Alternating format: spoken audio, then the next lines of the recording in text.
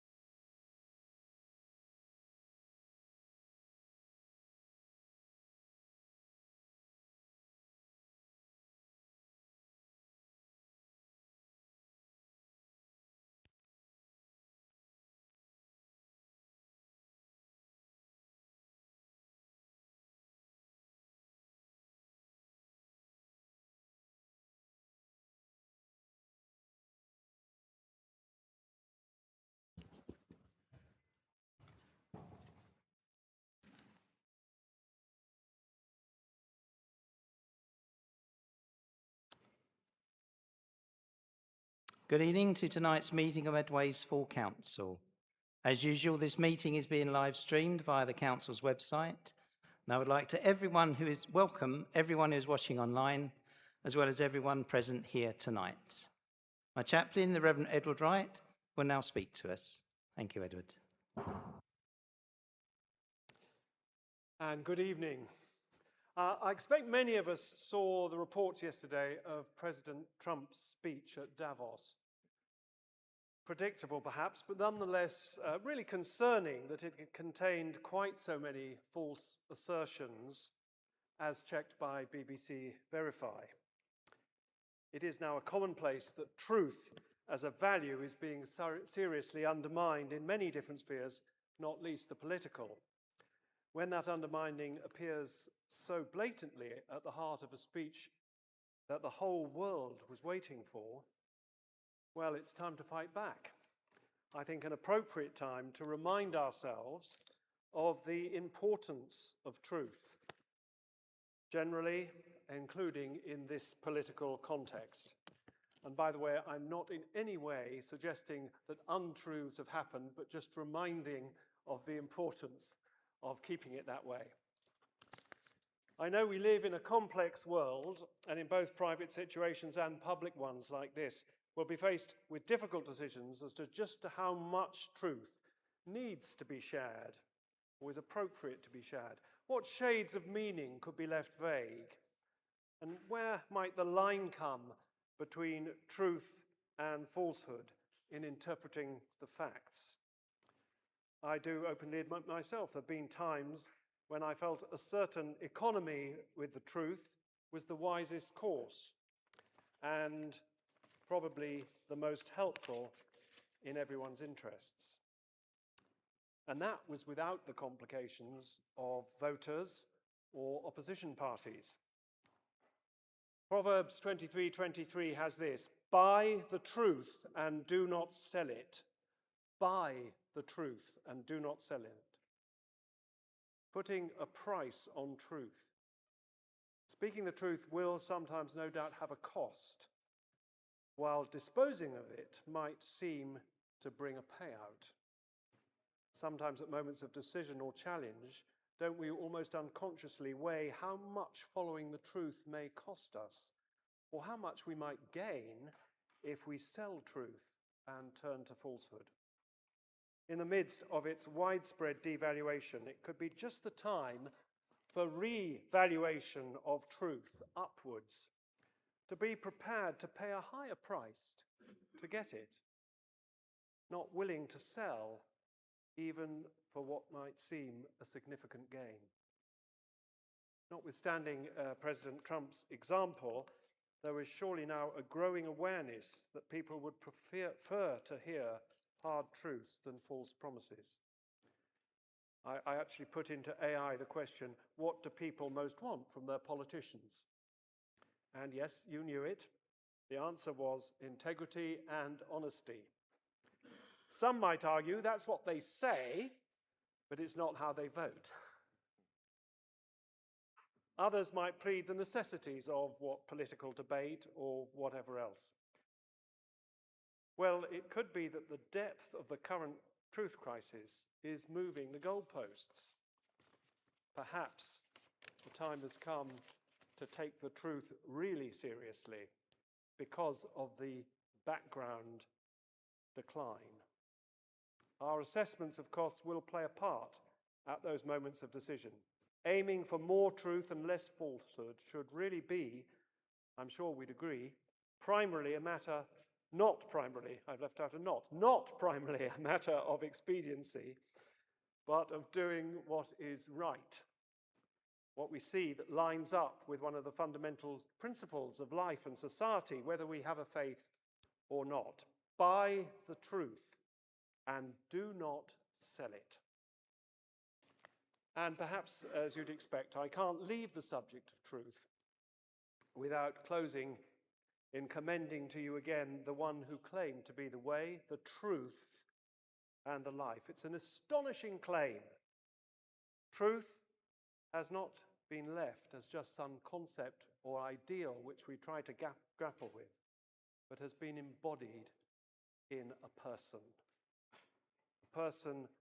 who offers to lift any guilt that our failures and falsehoods may bring when we acknowledge them, and to journey as our companion through life with all the hope and aspiration which that friendship can bring. So to a prayer, and do join me with an amen if that's appropriate to you. Heavenly Father, we do thank you for the legacy we have in our nation of valuing highly truth and honesty. At a time when these foundations seem under threat, we do pray for ourselves and for the council as a whole. We recall the psalm that says, "You desire truth in the inward parts." May we always place a properly high value on truth, both individually and as an organization. Bless this gathering tonight. May the discussions be clear and open, and may we remember to respect one another, especially those with whom we disagree. We pray for the future of Medway, for hope and aspiration to grow in our communities, and for courage and persistence in making the most of all the opportunity that this wonderful place provides. Bless the people who live and work here. We pray in the name of Jesus Christ. Amen. Amen. Thank you, Edward. Come now to apologies for absence. Councillor Peake, are there any apologies for absence for this meeting? His apologies have been given, and Councillor Campbell is going to be about 20 minutes late. Thank you. Councillor Kemp? Thank you, Mr. Mayor. I have apologies from Councillor Etheridge and Barrett, who are unwell on holiday, and I have apologies from Councillor Brake. He's been delayed. Thank you. Councillor Mrs Turpin? Thank you, Mr. Mayor. Yes, apologies from Councillor Sands. Thank you. Councillor Vi? Thank you, Mr. Mayor. Thank you. Are there any declarations of disclosable pecuniary interests or any other significant interests from members of the council? Please clearly describe the nature of your interest if you do declare one.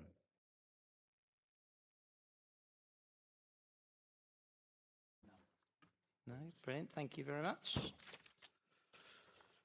Record of the meeting. Is it agreed that I sign the minutes of the ordinary meeting of council held on the 16th of October 2025, which was adjourned to 13th of November 2025, and of the two special meetings of the council also held on the 13th of November 2025 as accurate records?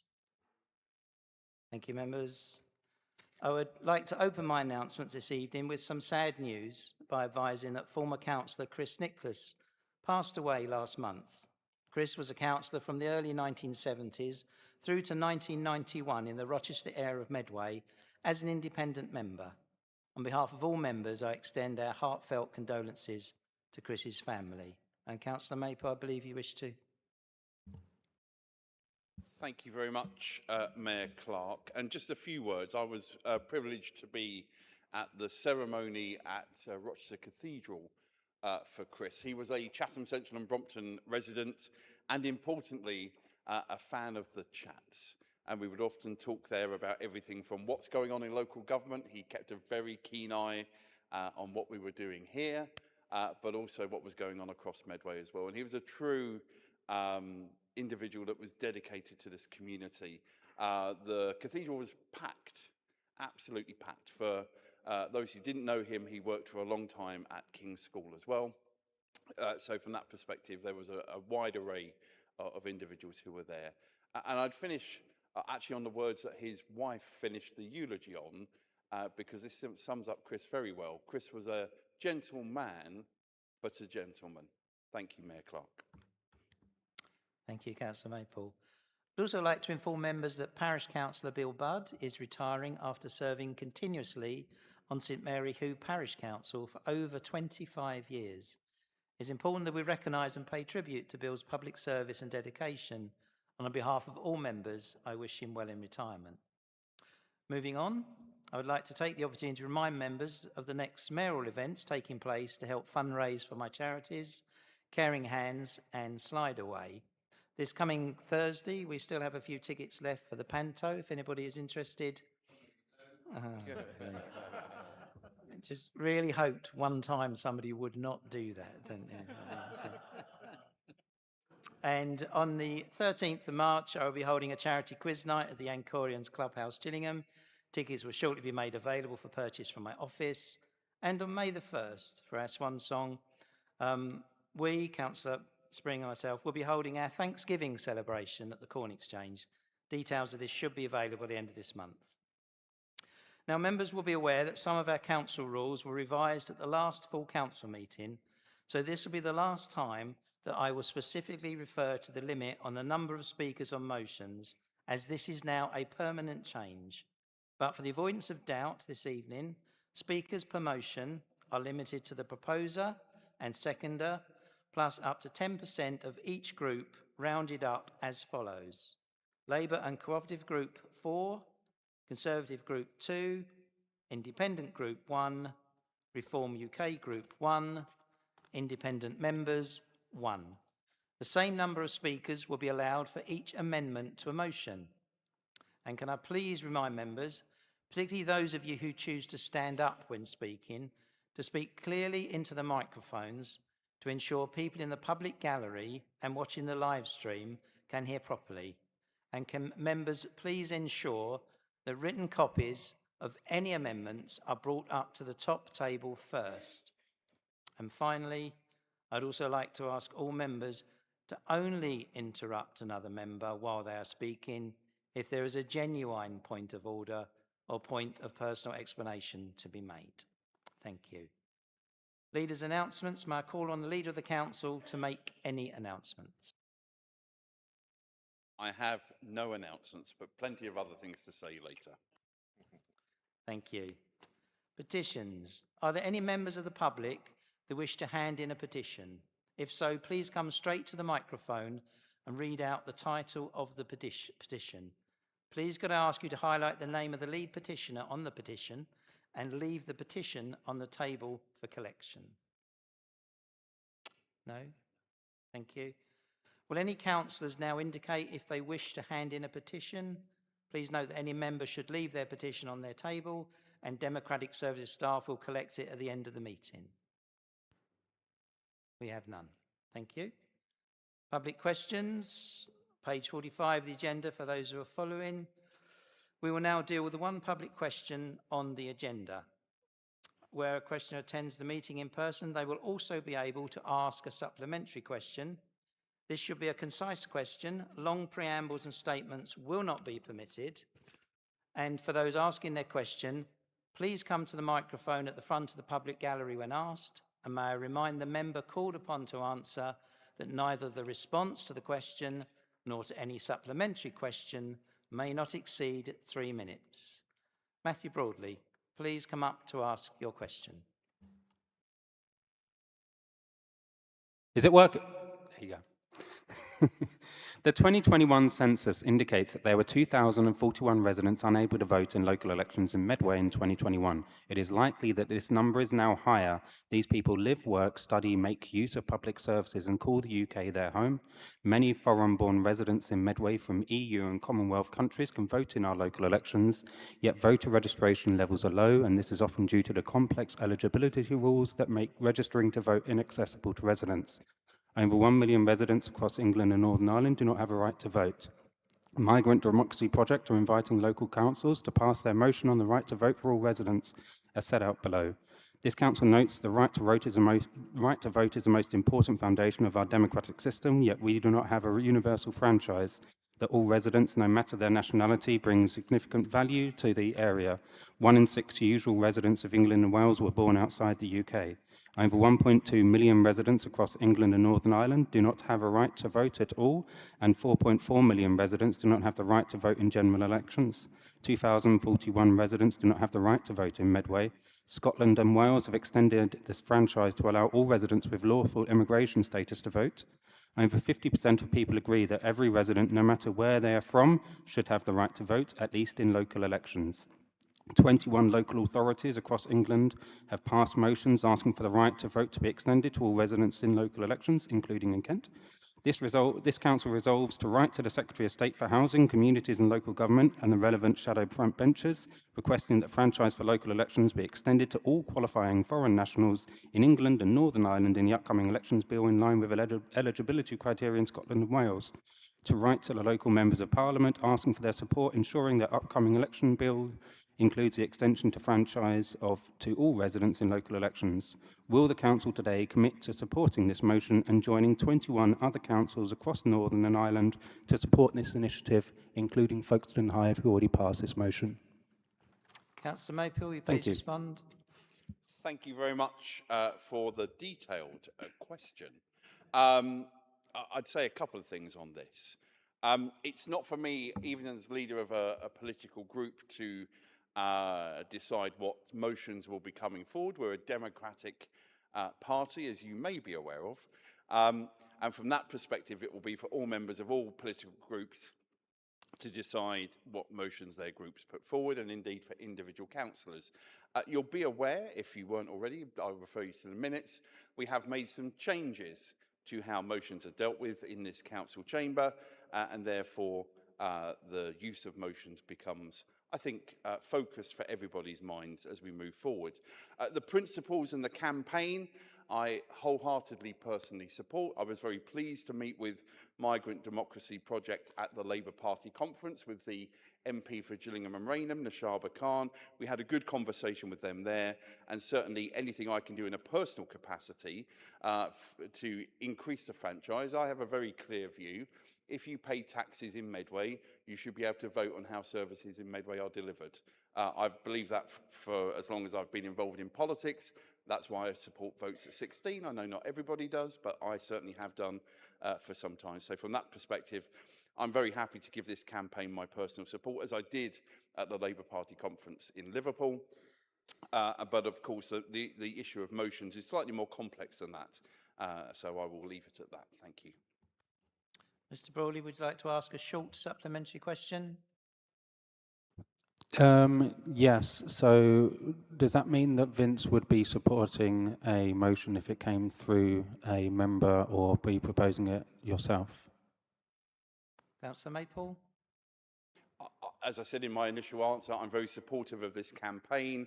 I was pleased at the Labour Party conference in Liverpool to support it with the campaign leadership there. Very happy to say very publicly I support this. How the other 58 members of this council support this matter or not is a matter for them. And as I said earlier on, actually motions, although an important part of our democracy, are not the only thing here in Medway, and there'll be many ways people can support this if they choose to. Thank you. Thank you. That concludes public questions. Some other public questions were submitted in advance of the question deadline, but as they related to Cabinet functions, they will instead be included on the agenda for the next meeting of the Cabinet, which is to be held on the 10th of February. Come now to agenda item number 8, motions on page 49. For those following, call upon Councillor Maypole to propose the motion at item A. Thank you very much indeed, Mayor Clark. And this is one of those moments of two things, really. Firstly, I wish we didn't have to bring this motion, but I think it's important that we do. And secondly, I hope we see a unanimous vote of 59 councillors supporting this. It's important to send a message to both the residents of Medway, but importantly, the residents of our neighbouring council, Swale, that local democracy stands with them, whoever they are, however they vote. The scenes we saw in Sittingbourne on the 10th of December are like nothing we've seen anywhere in a council chamber in the region. And frankly, very few places anywhere in the country. We have a proud history here in this council chamber of robust debate, but disagreeing agreeably, ultimately. That's what it's about. The ability to say, I understand you disagree with me, and we may be robust in our content, and that probably will happen tonight.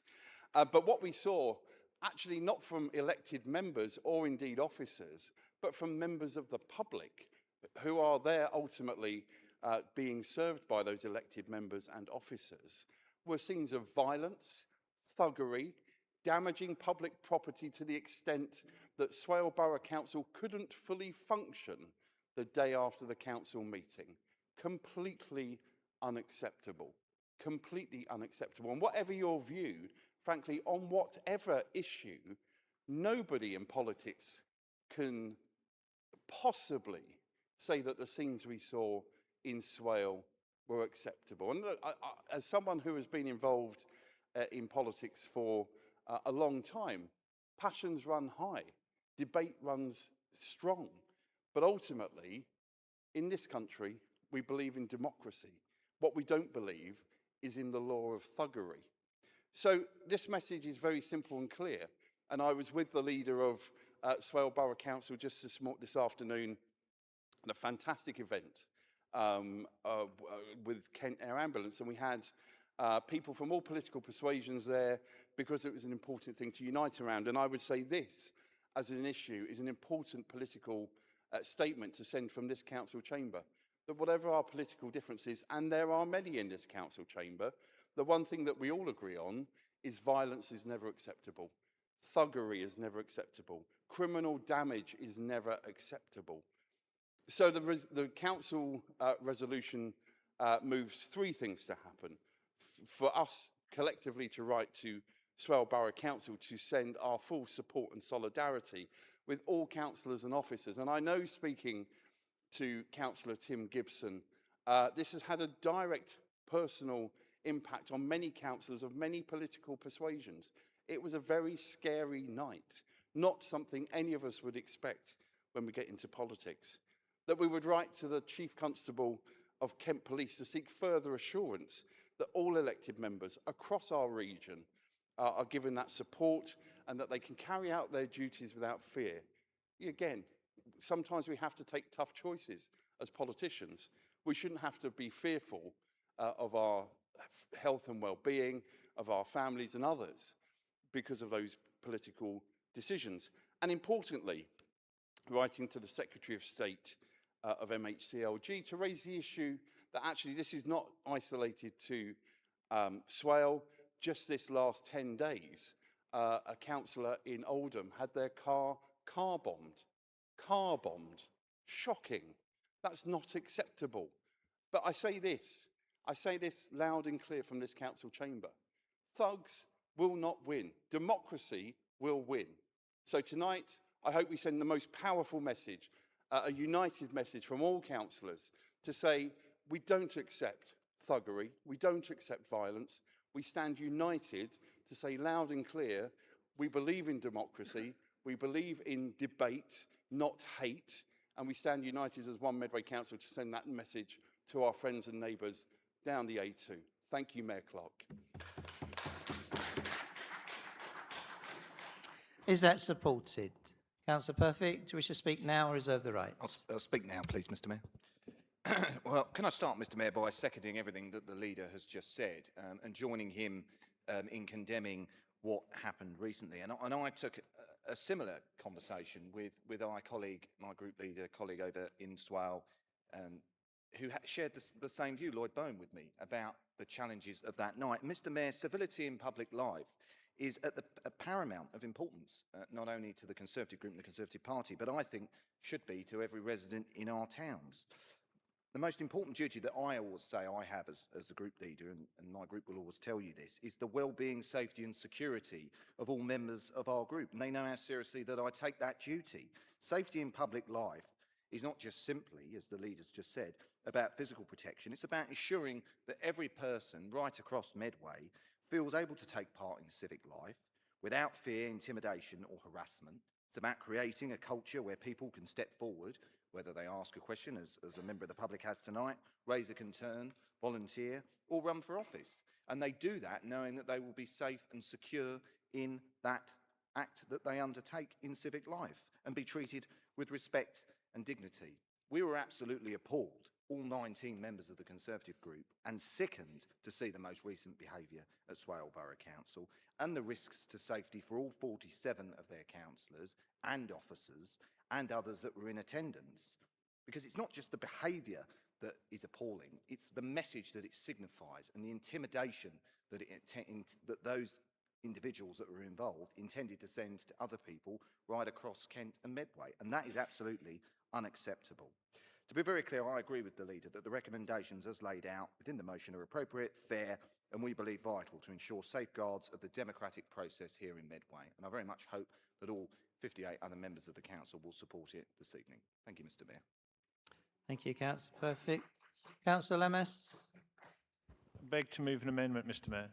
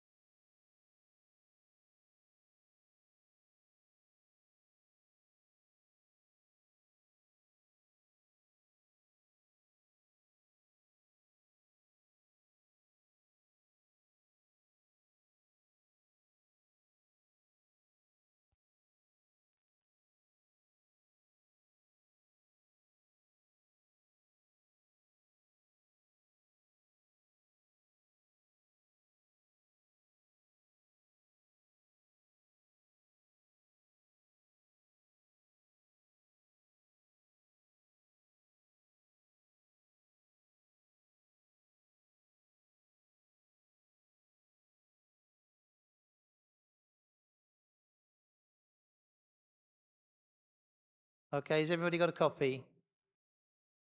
Thank you. Councillor Lemes. Thank you, Mr. Mayor. The Reform UK group supports the aims and values of this motion and the cross-party spirit, but we are proposing two very small but quite meaningful amendments tonight, in part because actually the rules mean that we must move amendments in order to participate in democratic debate in our chamber, because otherwise we'd be restricted to only one speaker. But really the main change is the introduction of verbal abuse, because I think verbal abuse is also horrid, and unfortunately this is being experienced on a cross-party basis. For example, on the 28th of October 2025, in High Street in Strood, a member of the Reform Party locally had a hot coffee thrown over her, and the incident was reported to the police. Same day in Rainham Precinct, I think, leader of the Medway Liberal Democrats, Oink Rist, hurled abuse, calling Reform Nazis.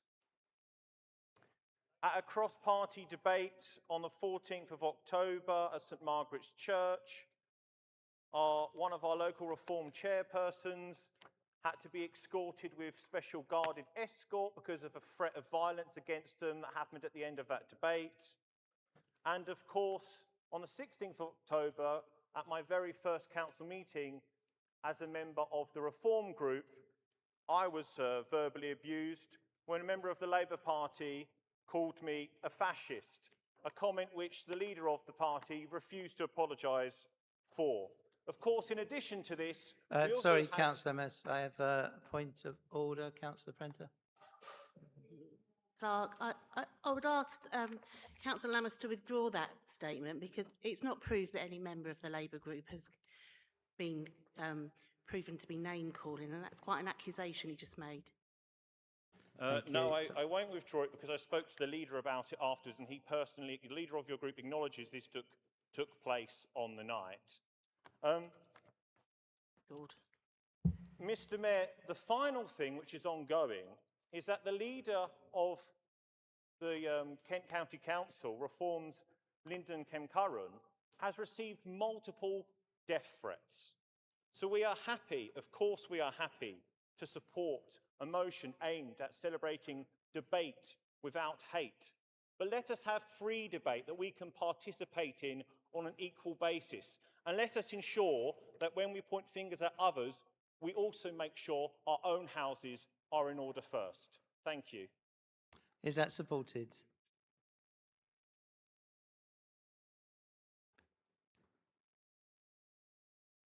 Yes, Mr. Mayor, sorry. Councillor Finch, do you wish to speak now or reserve the right? I reserve the right, please. Okay, we are now speaking to the amendment. So, any member on the amendment, please? Councillor Spalding. Thank you, Mr. Mayor. Fortuitously sitting where I am, I don't seem to get much of this from across the room, although it is noticeable that, yeah, tensions do run high and perhaps members should be a little reserved. I would actually support this amendment, and I'm grateful for Councillor Lammas suggesting that people should get their own house in order, because on the day of the two by-elections to replace councillors for the MPs, I did what I normally do. I visit the polling stations. I like to see what's going on.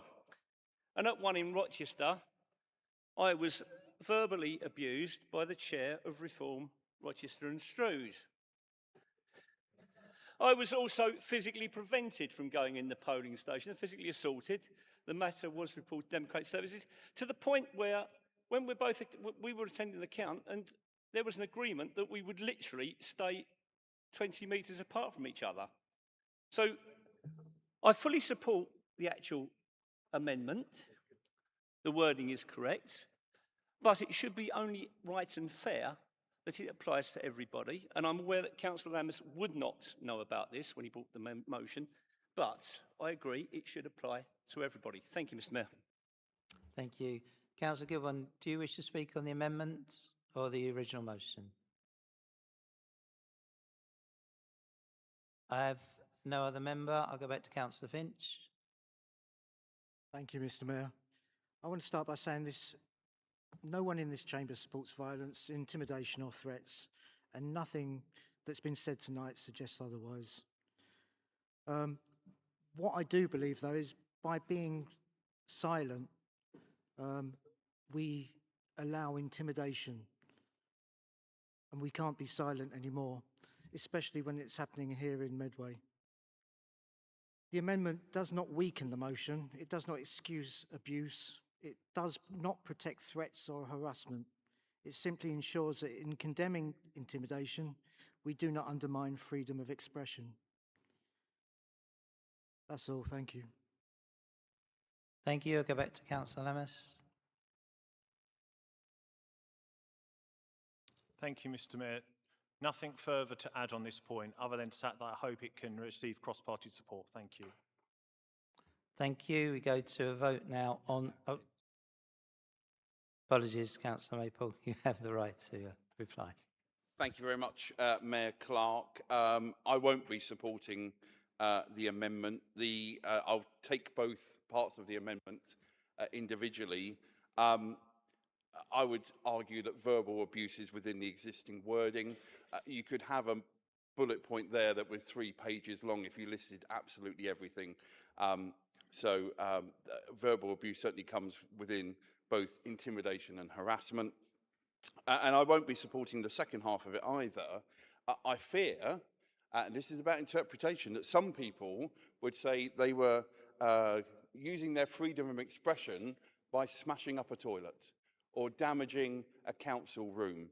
So I understand why Councillor Lammas and Finch may wish to put these amendments forward.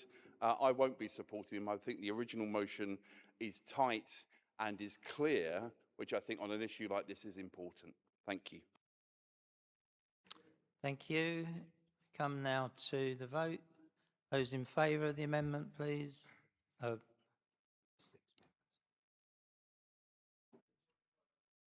we have 6? I don't know, Yeah. Liz standing. Yeah. Okay. Thank you. We have a recorded vote. Mr. Chief Executive.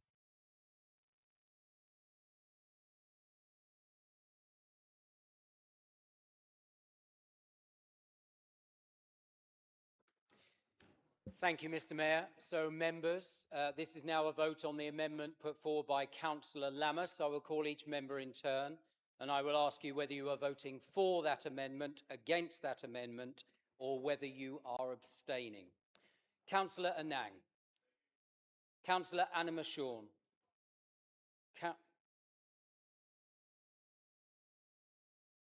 Councillor Bowen.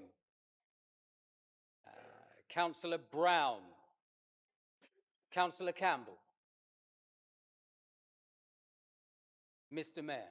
Against. Councillor Cook. Councillor Coombs. Councillor Crozer. Councillor Curry. Councillor Doe. Councillor Fern. Councillor Field. Councillor Filmer. Councillor Finch. Councillor Gilbourne. Councillor Golvin. Councillor Gurung. Councillor Hackwell. Councillor Hammond-Dishay.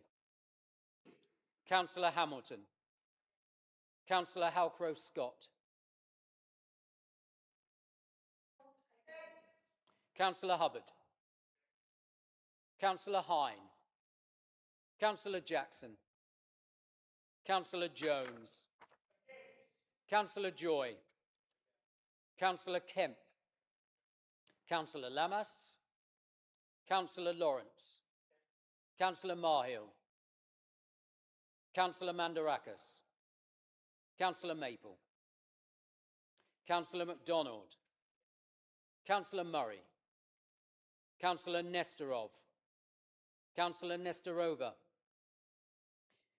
Councillor Patterson. Councillor Peake. Councillor Pearce. Councillor Perfect. Councillor Luella Prenter. Councillor Mark Prenter. Councillor Price. Councillor Shockar. Councillor Spalding. Mr. Deputy Mayor. Councillor Stamp. Councillor Tijan. Councillor Mrs. Turpin. Councillor Van Dyke. Councillor Vi. Councillor Wildey. Councillor Williams. The amendment is lost, Mr. Mayor. Thank you. The amendment is lost. We come now back to the original motion. Councillor Gilbourne. Thank you, Mayor. And fellow councillors, I firmly support this motion, and I absolutely condemn the events that took place at the recent council meeting in Swale. What occurred that night was not legitimate protest, nor was it an expression of democratic disagreement. It was an attempt to intimidate, disrupt and damage a democratic institution, and it deserves to be called out in the strongest possible terms. What should be clear, peaceful protest is a cornerstone of our democracy, and this council, here in Medway, as well as in Swale, has a long tradition of listening to residents, many of whom we may profoundly disagree. But the behaviour witnessed on this occasion crossed a clear and unacceptable line. Heckling, slurs, vandalism, and the deliberate flooding of council offices are not acts of civic engagement. They are acts of hostility that undermine democracy itself and place staff, councillors and members of the public at risk. No one should feel unsafe, simply doing their job. I'd like to thank all the members of all political groups who have spoken out against this behaviour, and it must never become a party political issue. Defending democratic institutions and basic standards of conduct is a responsibility we all share. This motion is important because it does more than condemn what happened. It reaffirms who we are as a council. It says that we will not be bullied away from our decisions, that we will uphold the rule of law, and that we will stand against racism, xenophobia, and hate-driven intimidation wherever it appears. By supporting this motion, we send a clear message to our residents here in Medway. Disagreement is welcome, and debate is essential, but abuse and vandalism will never be tolerated. Therefore, I urge all members to support this motion. Thank you. Thank you. Councillor MacDonald. Thank you, Mr. Mayor, and I'm sure I'm going to be repeating some of the points already made, but I think it's important to do so. So I obviously support the motion submitted by Councillor Maple, and I want to be clear from the outset that this motion is both necessary and proportionate. That meeting of Swale Borough Council was subject to violence, intimidation, serious disruption and criminal damage. Objects were thrown, councillors and officers were intimidated, and democratic business could not continue. That is not protest, that is not debate, and it is certainly not democracy. This motion rightly condemns what happened, not because we are thin-skinned or fearful of challenge, but because the orderly conduct of democratic business was deliberately undermined and people were put at risk. One of the most important principles set out in this motion is the idea of disagreeing agreeably. That phrase matters. Local democracy depends on strong disagreement, on passion, scrutiny, challenge, and competitive views. But it also depends on those views being expressed peacefully, respectfully, and within the law. Once intimidation enters the room, democracy leaves it. This council also states something that should not need saying, but clearly now does. Elected members and council officers must be able to carry out their duties openly, transparently, and in public, without fear of harassment, violence, or intimidation. If councillors cannot sit in a chamber safely, if officers cannot advise without fear, and if meetings can be shut down through aggression, then the public does not win. Democracy loses. This motion is also clear about the right to protest, peaceful and lawful protest. It is protected and essential in any democracy.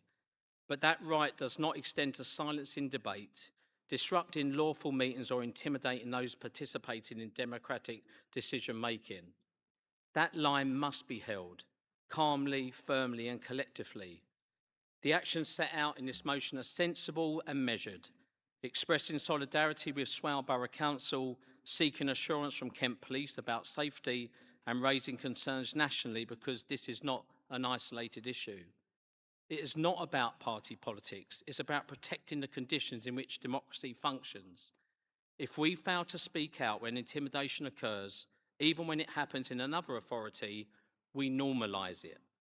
And if we normalise it, we risk discouraging good people from ever standing for office. So today, Medway Council sends a clear, united message. We support our colleagues. We condemn violence and intimidation. We defend lawful protest. And we certainly defend democratic order just as strongly. Mr. Mayor, this is a cross-party stand in defence of democracy and a clear statement that fascism, intimidation and political violence has no place in our council. Thank you, Mr. Mayor. Thank you, Councillor MacDonald. Councillor Crowes, your light went on, went off. Do you wish to speak on this? Councillor Crozer. Oh, sorry, I thought you said how cross got then.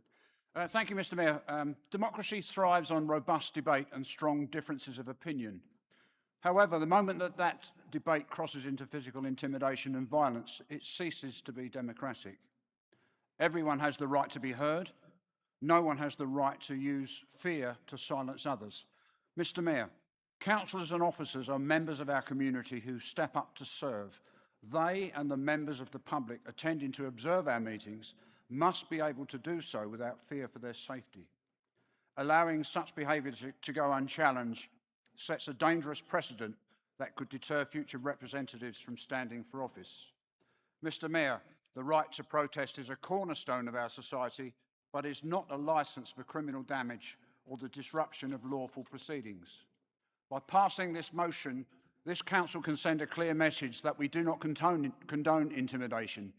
We must stand united in our commitment to peace, lawful debate and the protection of the principle, disagreeing agreeably. Mr. Mayor, I will be supporting this motion. Thank you, Councillor.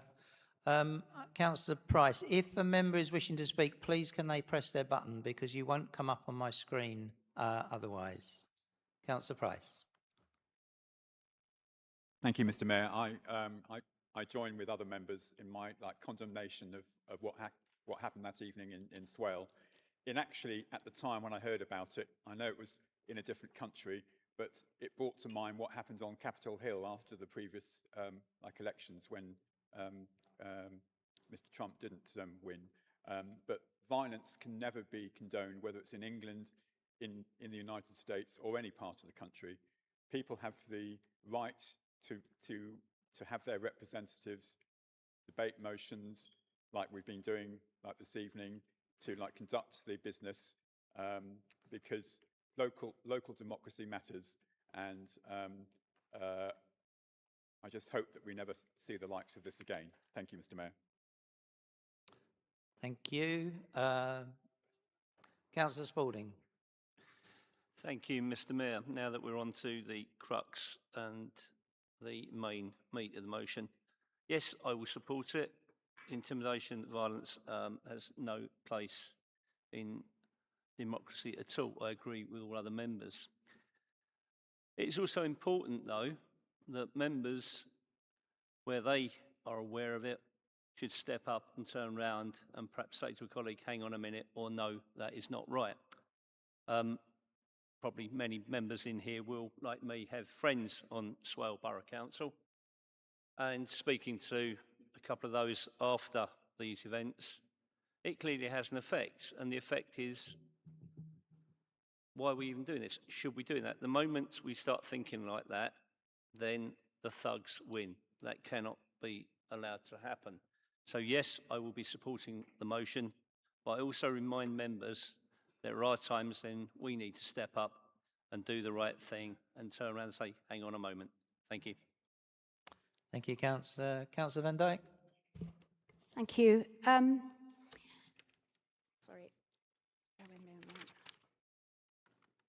Yeah. Following this incident at Swale Council, I reached out to the Member of Parliament, Kevin McKenna, expressing support for the members and staff of Swale Council following this disgraceful event. Somehow, this communication was accessed by individuals who were either likely involved in the incident and or were supportive of such disgraceful behaviour. Following this, I was subsequently verbally abused online by such individuals for reaching out in solidarity to the affected members of staff during the incident. My comment to the MP was simply, this is awful, and I hope everyone is okay, or words to that effect. This communication towards me was obviously intended to be intimidatory, and this is unacceptable in a democratic context. I'm concerned that such behaviour, which should take place in the bounds of democratic discussion and debate, and I fully support the motion as set out. Thank you, Councillor. Come back now to Councillor Maple. Thank you very much indeed, Mayor Clark. I give notice, as there's a recorded vote on the record, we will be putting a second recorded vote on the record for the substantive item. Can I thank contributions from across the chamber on this matter? It's important. It's important to us here. Actually, you know, if you think about the meeting before last, when the Deputy Mayor was unwell, we came together as one in a moment of emergency, showing the very best of democratically elected members and officers working together. And it's great to see you back in the chair.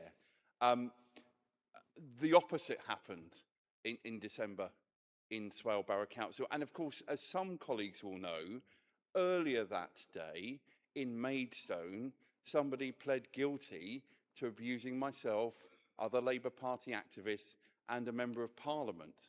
That person went to prison, not for that item, but at the same time, he was also driving without a driving licence. So it shows democracy in all its forms, in any place, whether it's the council chamber or elsewhere, is fragile. So we send a strong message. We send a strong message from us tonight to say to the friends, and Councillor Spalding is right, many of us know many people in Swale. We send that clear message. We support them. They should never have had to go through that. They should never have to go through that again. We send a strong message to Kent Police to say we want to understand and work with you to ensure that councillors and officers are protected in doing their jobs. And we send a message to Steve Reed to say it is regrettable that this happened, this shocking, disgusting incident happened in Swale, that it is regrettably not an isolated incident, as I said in my opening remarks. And we do everything that we can to ensure that we as 59 councillors can come together, supported by officers, to carry out the democratic process. As we will see tonight, we will not agree on everything, and that's okay, because that's democracy.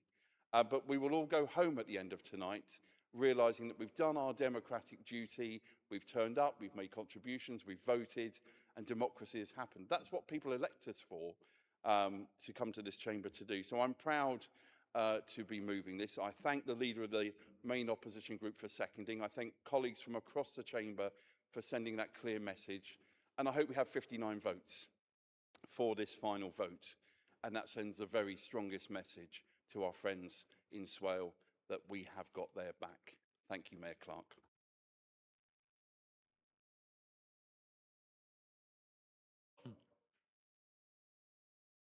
Okay. Thank you. A recorded vote has been requested. Chief Executive, please. Thank you, Mr. Mayor. Members, you are now voting on the substantive motion put forward by the Leader of the Council. I will call each member in turn. You will indicate whether you are voting for or against, or whether you are abstaining. Councillor Anang. Councillor Anima Shawn. Councillor Bowen. Councillor Brake. Oh, apologies, Councillor Brake is not here. Councillor Brown. Councillor Campbell. Mr. Mayor. Councillor Cook. Councillor Coombs. Councillor Crozer. Councillor Curry. Councillor Doe. Councillor Fern. Councillor Field. Councillor Filmer. Councillor Finch. Councillor Gilbourne. Councillor Golvin. Councillor Garoon. Councillor Hackwell. Councillor Hammondishe. Councillor Hamilton. Councillor Halcroft-Scott. Councillor Hubbard. Councillor Hine. Councillor Jackson. Councillor Jones. Councillor Joy. Councillor Kemp. Councillor Lamas. Councillor Lawrence. Councillor Marhill. Councillor Mandarakis. Councillor Maple. Councillor MacDonald. Councillor Murray. Councillor Nestorov. Councillor Nestorova. Councillor Patterson. Councillor Peake. Councillor Pearce. Councillor Perfect. Councillor Luella Prenter. Councillor Mark Prenter. Councillor Price. Councillor Shockar. Councillor Spalding. Mr. Deputy Mayor. Councillor Stamp. Councillor Tijan. Councillor Mrs. Turpin. Councillor Van Dyke. Councillor Vi. Councillor Wildey. Councillor Williams. Thank you, members. The motion is carried. And I will also pass on that to the Mayor of Swale Borough Council, with whom a number of us mayors have been in regular contact since. Thank you very much, members. Call upon Councillor Lawrence to propose the motion at item B. Thank you. Thank you, Mr. Mayor. I rise today to propose a motion that is not about the safety of our children, an objective we all share, but about the competence, the fairness and the basic honesty of this administration. The Medway School Street Scheme, as it is currently implemented, has become a masterclass in how to alienate a community, ignore the outcome of consultations, and through ideological stubbornness and total disregard for the practical realities of life in our towns. Let's start with the facts that this administration has tried to sweep under the rug. We now have a written decision from the Independent Traffic Penalty Tribunal regarding the Burnt Oak Primary Scheme on Richmond Road. In the case of Mr. Lee versus Medway Council, the adjudicator found a systematic failure to comply with Regulation 18 of the local authority's traffic orders regulations.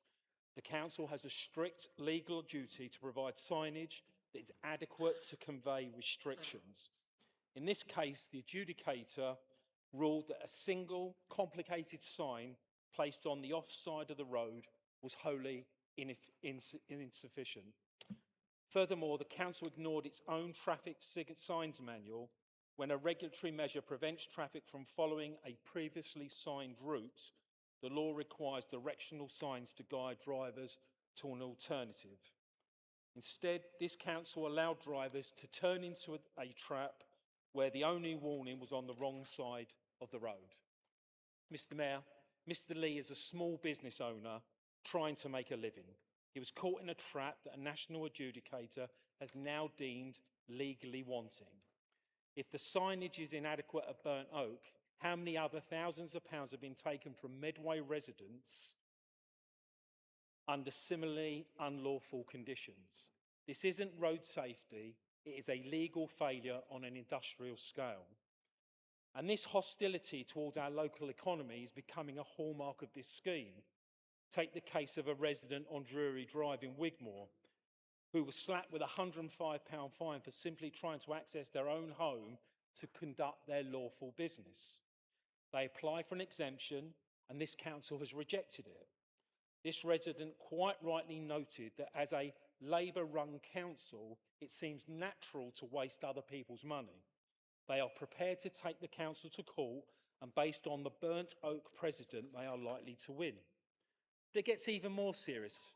I've learned that operatives from MHS, Medway's largest provider of social housing, are being unfairly fined whilst attending early morning repair appointments. The administration is so blinded by its own ideology that it is now actively penalising the very people who keep roofs over people's heads. We are making it more expensive and more difficult to maintain social housing in Medway. This administrative chaos is underlined by data from the head of Revenue Accounts, Mr. Mayor.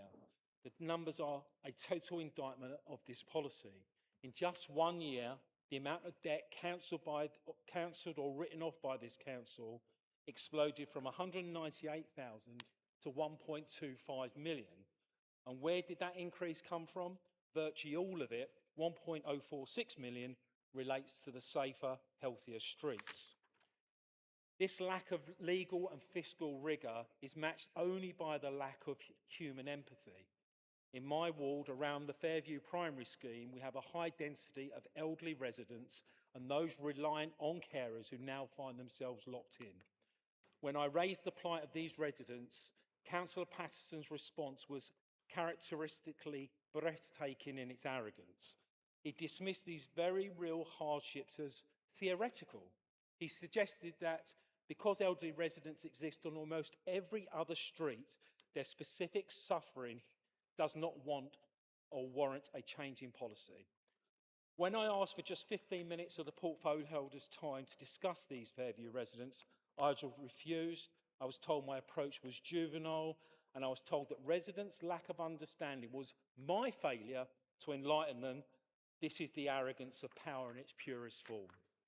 Mr. Mayor, the portfolio holder characterises anyone caught in these traps as selfish drivers. Tell that to the MHS operative trying to fix the boiler of a vulnerable tenant. Tell that to the small business owner in Jury Drive. Tell that to the 80-year-old living on Edwards Close who can't get to their hospital appointment. We are not asking to scrap this scheme today. We are asking for an independent review, for transparency, and for the administration to Thank stop you, marking its own Councillor homework Lawrence. and finally listen to the... Thank you. Is that supported? Councillor Chan, do you speak now or reserve your right? Thank you, Mr. Mayor. I reserve my right. Thank you. Councillor Curry. Thank you very much, Mayor Clark. It was interesting at the start of this meeting we heard about the meaning of truth, and I think we need to be very careful when talking about environmental issues because often truth seems to be a poor second to spin and stories. We've just heard Councillor Lawrence using this motion to complain about the council generally, and that's fine, he's allowed to do that, that's an opposition's right. But let's get back to the real issue at stake here, which is about the importance of school streets. There's a list of 6 areas concerns in the motion. And firstly, I want to be very clear on the issue of air quality. Firstly, logic tells us that reducing traffic from around our schools will reduce air pollution. It doesn't take rocket science to understand that. But this has been measured, and at a national level, there is a 23% drop in nitrous oxide levels in the vicinity of schools when they're operating as school streets. The biggest cause of health issues from traffic fumes is particulates from burnt carbon, fossil fuels, tyres, brakes. 30,000 deaths at least per year are caused by damages of this sort to our population. And it's particularly true for damages to children's lungs early in life, and this damage will stay with them for life. Going to school exposes children to this damage. The walk to school has 5 times more particulates than any other time in the day. These particulates get into our lungs and then get into our blood, appearing as black flecks identified by doctors attached to our red blood cells. That's how much detail there is about this problem at the moment. In more data, for example, covering these 6 points, nationally, 90% of parents and local residents are in favour of school streets. Evidence of displacement of traffic is minimal. School streets are incredibly popular with virtually all local authorities across the country. There are over 800 in London and hundreds more nationally, and more being planned all the time. These are supported by this government and the last government. They're supported by this administration and the last administration. They're supported by national independent charities such as Mums for Lungs and Sustrans, now known as Walk, Wheel, Cycle Trust. Finally, after decades of increasing pollution in Medway, we are seeing a reduction of this in our air. Both along Pier Road in Gillingham and the High Street in Rainham are now being taken out of their special AQMA status because of the work been done over many years by this council to reduce air pollution, and that includes red routes. This can be celebrated, and this should be celebrated and not challenged. And I wonder why Councillor Lawrence is simply trying to make the case for the fossil fuel Thank you, industry. Councillor Curry. Well done. Councillor Kemp, please. Thank you, Mr. Mayor. Since the introduction of School Street Scheme, I've received a substantial number of complaints from residents in my ward. Taken together, these concerns point to a scheme that, while well-intentioned, has not been planned or implemented with the level of care such as significant change it requires. Several issues stand out. Signage at key locations has been inadequate, to the extent that at least one penalty charge notice has already been overturned on appeal. That alone should have prompted an immediate review of the scheme's operation and enforcement, for the very reasons cited by the adjudicator. More importantly, the scheme has not delivered its central aim of reducing car journeys to school. The number of vehicles transporting children to school remains broadly unchanged, so I do not understand how the air quality has been improved. What has changed is the location of the congestion. Surrounding roads are now routinely clogged. Sorry, Councillor Kemp. I have point of order. Councillor Curry. It's just to point out that that's not true. The numbers have reduced around schools and traffic is less. Simple fact. Thank you. Councillor Kemp.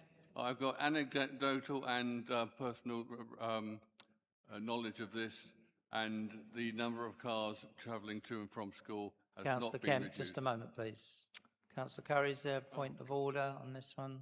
Yes, Or thank you very much. clarification? Anecdotal evidence is not science. Thank you. Councillor Kemp, please. Yeah. I'd be very interested to know when the traffic... Sorry, again, members, please be clearer if you're raising a point of order so that I can see. Councillor Lamas.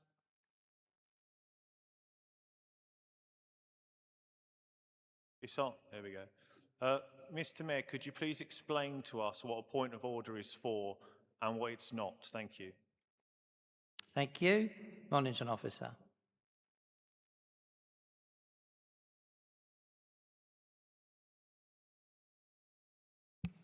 Point of order is set out in the Council's procedural rules, and it states that a point of order is to clarify the rules of debate that are taking place in that chamber. So if it is to seek clarity or confirmation of how the rules of debate apply. Thank you.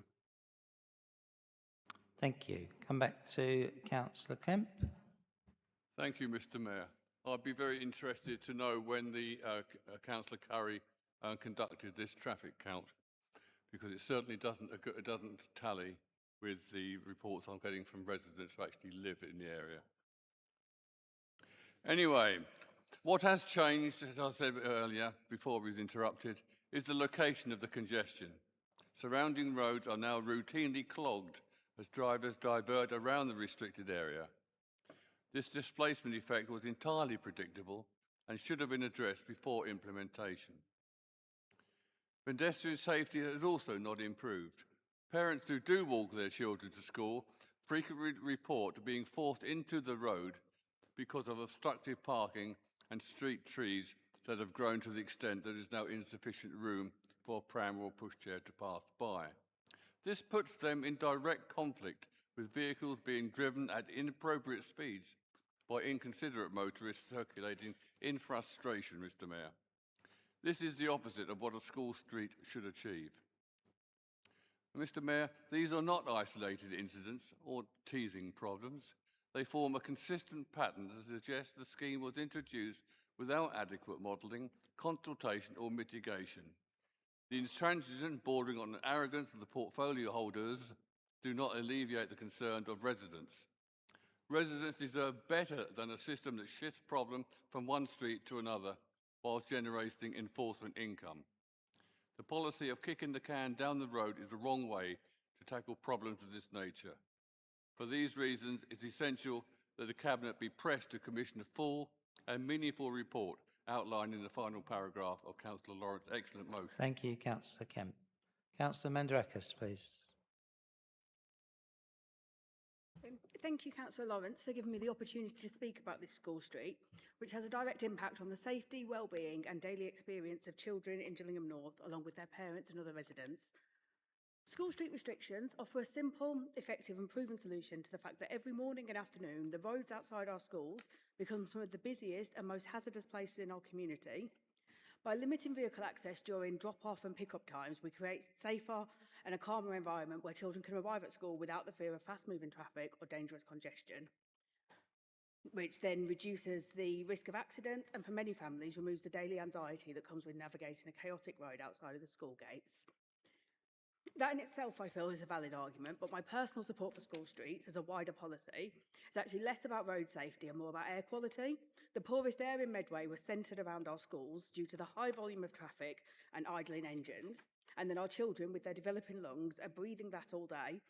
We often talk about giving children the best start in life, ensuring they can breathe clean air on their way into school. It's one of the most practical ways we can do that. Alongside this, they also encourage more active travel. When roads are calmer, families feel more confident walking, cycling or scooting to school, which builds healthy habits, reduces reliance on cars and strengthens the sense of community as more people can interact face-to-face rather than from behind a windscreen. And If Councillor Lawrence had approached the ward colleagues before referencing the school street that is particularly in my ward, he would have known that adjustments have been made to the signage at the upper part of Richmond Road to ensure that that sign can be seen from all angles. And I also welcome changes that allow taxi drivers to collect disabled residents, as this should never be about people feeling stuck in their homes, nor a money-making scheme. At its heart, it's about priorities. Do we prioritise convenience for cars or safety and well-being of children? And accept the daily risks and pollution outside our schools, or do we choose a healthier, safer and more community-focused approach, whilst acknowledging that, as with any scheme, adjustments may need to be made? Thank you, Mr Mayor. Thank you. Councillor Hackwell, please. Thank you, Mr Mayor. I fully support this motion and urge the Cabinet to commission a full independent review of the schemes, which is data-driven, clearly documenting the achievement of the schemes. Reference the baselines of data before the introductions of schemes, what improvement have been made. After all, in next year's budget, there's a further investment of over £2 million for the Safer, Healthier Streets programme, so we can see this going further and further to generate more and more revenue. The initial schemes have been in place for nearly 2 years now, as one school in my ward was one of the first to be installed. The government's own guide to setting up the scheme states it is essential to monitor and evaluate school street schemes to determine whether they are working as intended. These should include, but are not restricted to, active travel levels, conducting mode of travel surveys, identifying if pupils living within walking or cycling distance are still being driven to school, traffic volume and speed, monitoring traffic within the school street zone and on surrounding streets to understand the impact of traffic or parking displacement, air quality, review and assess the air quality in the vicinity of the school, qualitative feedback and perceptions, insights onto how the scheme has changed the habits and perception are gathered through interviews and questionnaires with pupils and teachers, parents and carers, analysis of comments received by the local authority regarding the scheme. Perceptions of road safety to see if families feel more confident walking or wheeling, compliance in wider impacts, health outcomes, analysing wider data sets to assess impacts on physical activity, mental health and childhood obesity.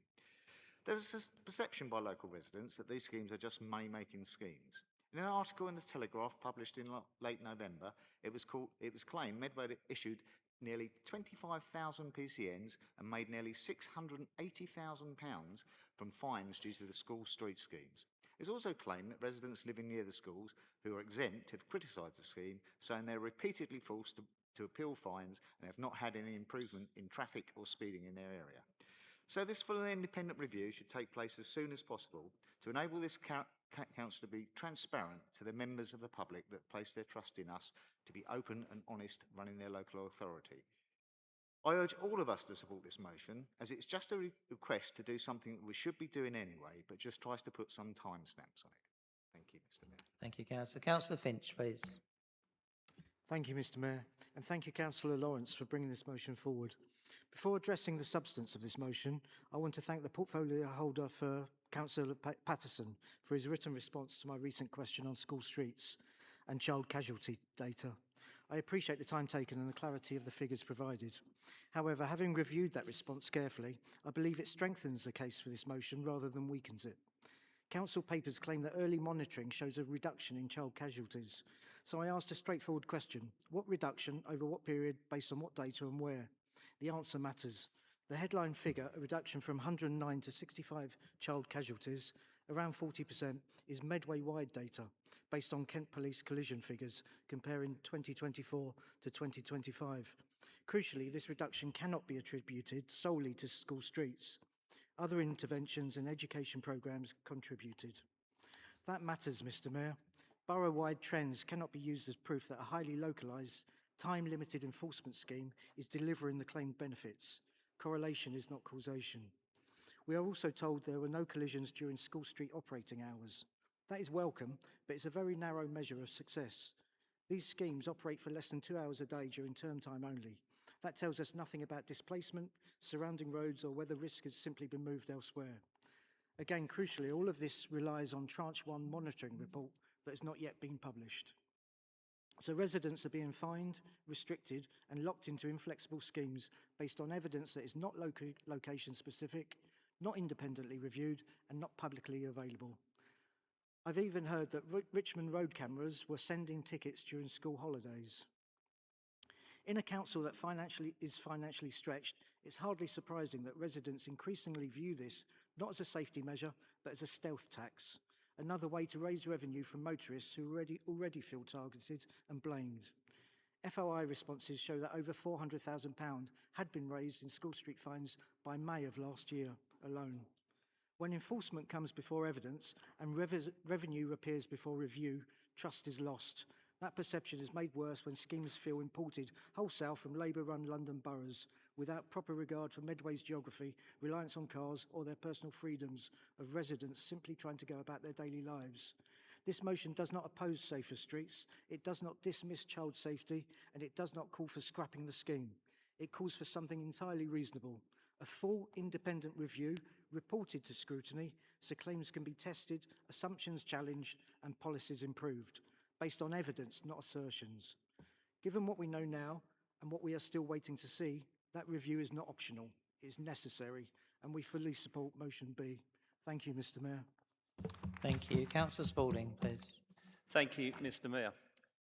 When an independent adjudicator says you've got something wrong, is it unreasonable to review that, to put it right? Of course not.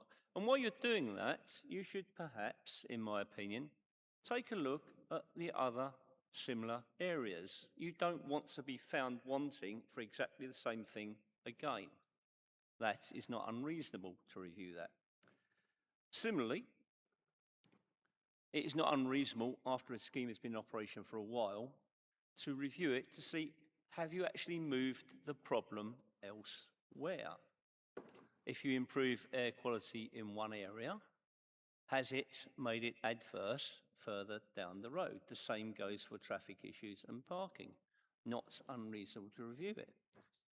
I too am aware of people like Councillor Finch reporting they have received tickets during school holidays when the scheme should not be operating and does not operate.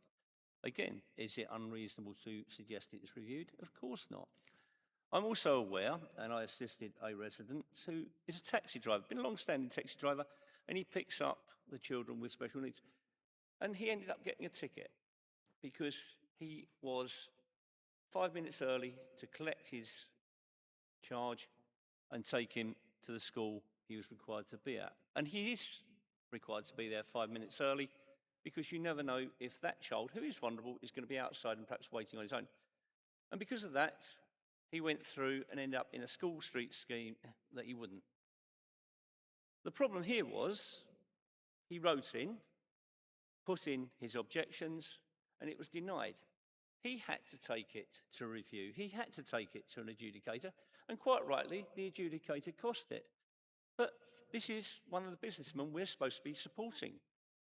It cannot be right that we are simply turning down reviews on that basis. I appreciate it's an individual case, but from what I can see, it should never have got as far as this driver needing to write any further letters. Therefore, in my humble opinion, is it unreasonable to ask Cabinet to suggest a review? No. Is it reasonable to suggest they look at a review perhaps on their terms? Of course not. A full independent review as submitted by Councillor Lawrence? Maybe. But some aspects should, Mr. Mayor, be looked at again, considered, and if they're fine, leave it alone. But if not, let's tweak the system. Thank you, Mr. Mayor. Thank you, Councillor. Councillor Patterson, please.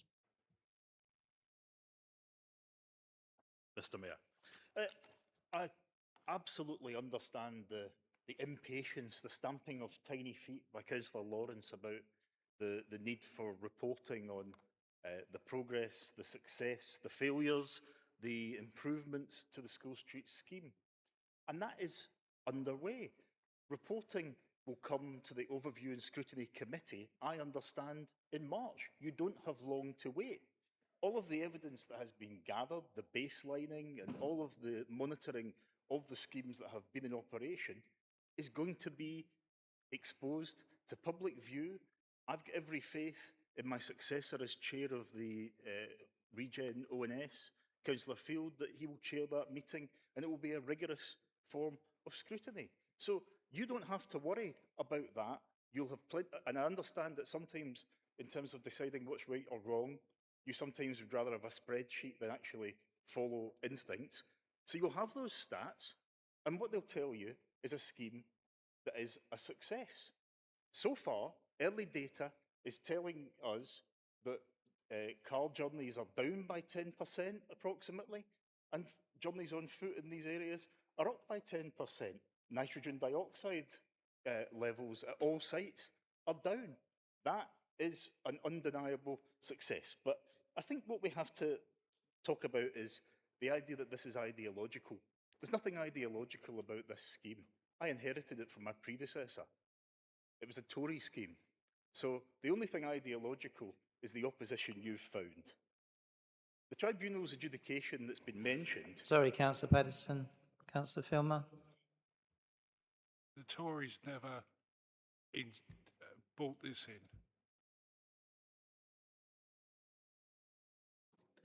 Thank you. Well, that's quite straightforward. Because you were kicked out of office in May 2023, the voters didn't give you a chance, and quite right too. What I would say is that the tribunal's adjudication that has been referenced here is in no way a legal precedent. It was an aberration. PCNs in the same location continue to be upheld in the council's favour. The signage is legal, but nonetheless, I've asked officers, on the basis of taking it in good faith and at face value, the idea that people are having difficulty with the signage, there will be additional signage at Burnt Oak. Let's address the so-called areas of concern very quickly. Part one, how many children would you like to be killed or maimed before we act? That's essentially what you're asking for. Baseline deaths. I don't want any to be responsible for. Point two, we have the idea that residents' views have been ignored. They've been at the heart of this. They have actually shaped the schemes. Part three, I've already explained. Part four, nobody's trapped in a school street. The offence is committed on entry. Anyone can drive out, exemption or not. This scheme just demonstrates Councillor Lawrence simply doesn't understand how this operates. He should. Thank you, Councillor Patterson. Councillor Mrs Turpin, please. Thank you, Mr Mayor. I think we must remember that few people deliberately break rules. When they get fines, it's usually down to an error, and missing a school street sign is a very easy mistake, especially if you're not given enough warning to allow a driver to take a different route without having to do some sort of dangerous three-point turn in the road. While I in principle agree with the scheme, as I would like to see an increase in children walking to school and certainly better air quality, we must be confident that it's suitable and will not create worse unintended consequences elsewhere. And I think as Councillor Spalding pointed out earlier, that we could be just pushing these issues into other streets. If we're lucky enough to have elderly family members in our life, help and support can be called upon at short notice. Family members may not be registered carers and therefore not qualify for exemptions, but may need to visit family at short notice and full fail of this scheme. There needs to be flexibility, which also isn't too onerous on officers' time as well. My inbox has seen incidents of residents being fined incorrectly, and on not just one but multiple occasions in the same area. I would therefore welcome a review of this scheme to ensure what has been put in place is working for the sake of children's safety, but also local residents in these roads needing to access their own homes, and especially vulnerable residents. Thank you. Thank you. Councillor Tijan. Thank you, Mr. Mayor. Mr. Mayor, leadership is not just about the power to make decisions. It is about courage. Courage to admit when those decisions have failed. Today, our residents feel let down. They feel let down by the legal failings, by hostility shown towards local businesses and service providers, and by more than £1 million in write-offs that should never have occurred. The school street scheme was sold to us as a shield for our communities. Instead, The way it has been delivered has caused disruption, anxiety, and in some cases, real distress. Residents have been telling us for months that the implementation was flawed. And now, an independent tribunal has confirmed it. The council failed to provide lawful warnings to motorists who unknowingly enter the zone. The council could have done better. This is not a minor oversight, Mr. Mayor. This is a basic failure of accountability. When residents are penalized because the council did not meet its own legal obligation, that is not enforcement. It is callous injustice. How can we claim to have listened?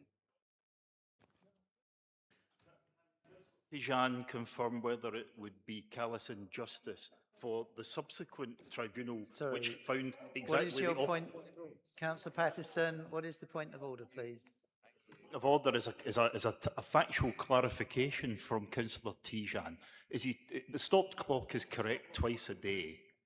We've actually got I'm a advised tribunal that's decision not which a amounts point to of order, one. Councillor Patterson. Thank you. Councillor Tijan, please ignore. Carry on. Thank you, Mr. Mayor. How can we claim to have listened? Residents told us that they felt ignored during the consultation. And who can blame them when equipment was installed before the consultation even ended? That is not engagement. That is decision made in a vacuum and justified after the fact. The human cost is real, Just a Mr. moment, Mayor. please, Councillor Tijan. Councillor Patterson. Clarification. I don't own a cherry picker. I don't install equipment for the council. They attempt to try and politicise operational Thank issues. you, Councillor is Patterson. Thank you. Councillor Tijan, sorry, please continue. Mr. Mayor, I'm sure Councillor Patterson holds executive responsibility, not operational. The human cost, Mr. Mayor, is real. Parents are navigating chaos every day. Our most vulnerable and elderly and those with disabilities feel trapped in their own homes during operational hours.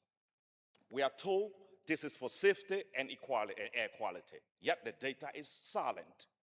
There is no proof of value, only the heavy emotional Councillor Patterson. Again, it would be helpful if Councillor Tijan listened to previous contributions.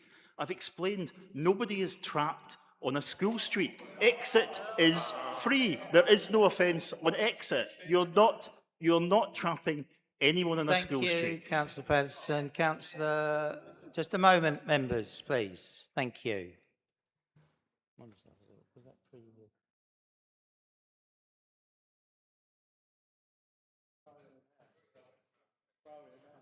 Right.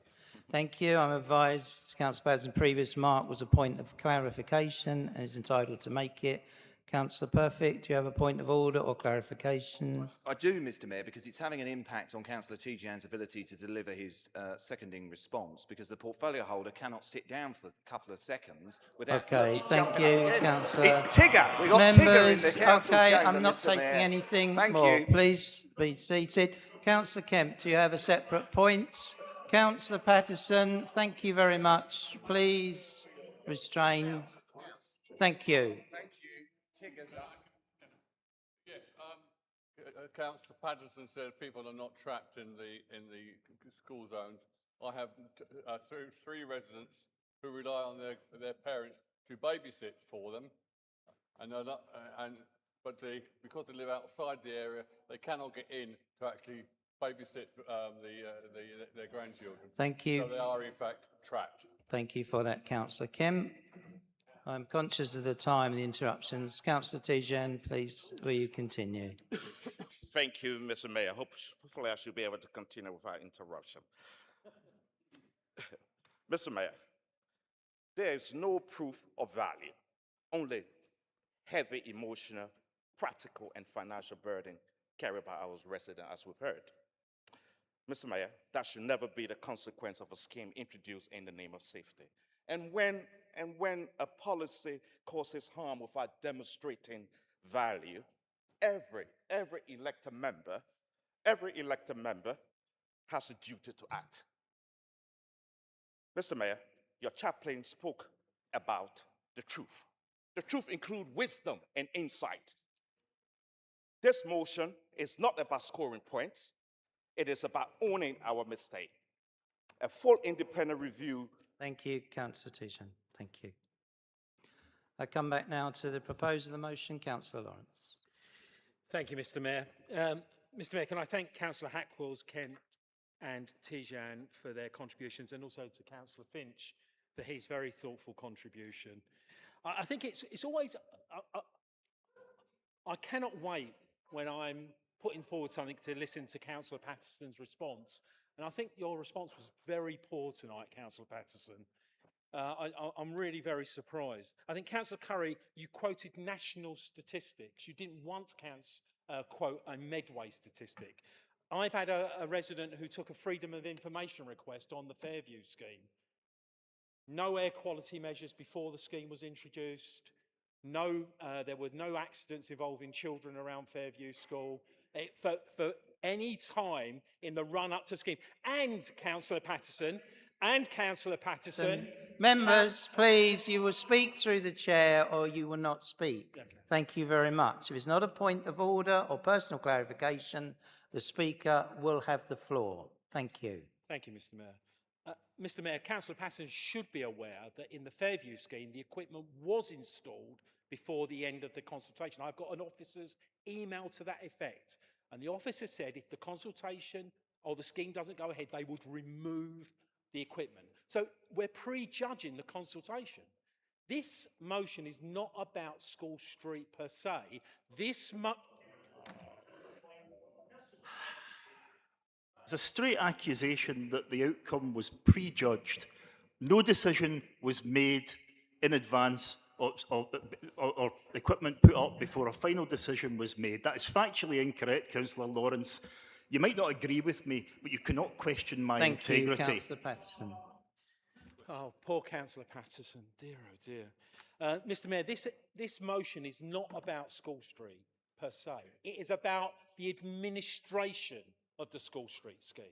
There are some schools which have definitely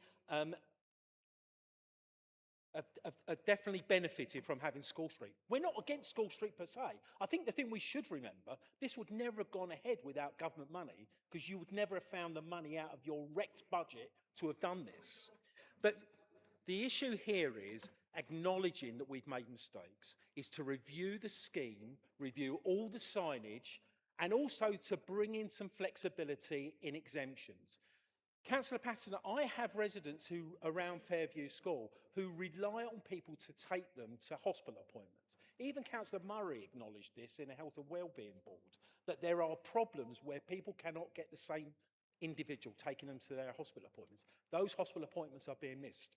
We've got small business people in Medway who cannot carry out their business because of School Street. We have parents turning up before the start of the school stream exclusions so that they can be close to the school to pick up their children. I drove down Maidstone Road the other day to see all the cars parked on Maidstone Road because people can no longer park in Drury Drive. They are now getting out of their car into Maidstone Road. Only an idiot wouldn't see the problems that this is causing. All we're asking, Mr. Mayor, is that the council undertake a review of the scheme, including the baseline data that didn't exist because it was done without baseline data, and to make changes, particularly around signage and particularly around the flexibility of exemption. Mr. Mayor, thank you very much. Thank you very much, Councillor Lawrence. Can I see those in favour of the motion, please?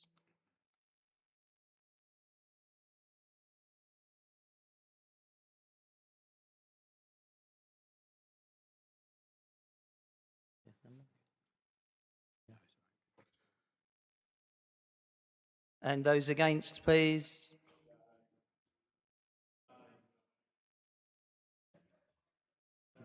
Okay. Thank you, members. The motion is lost. Call upon Councillor Mrs Turpin to propose the motion at item C. Thank you.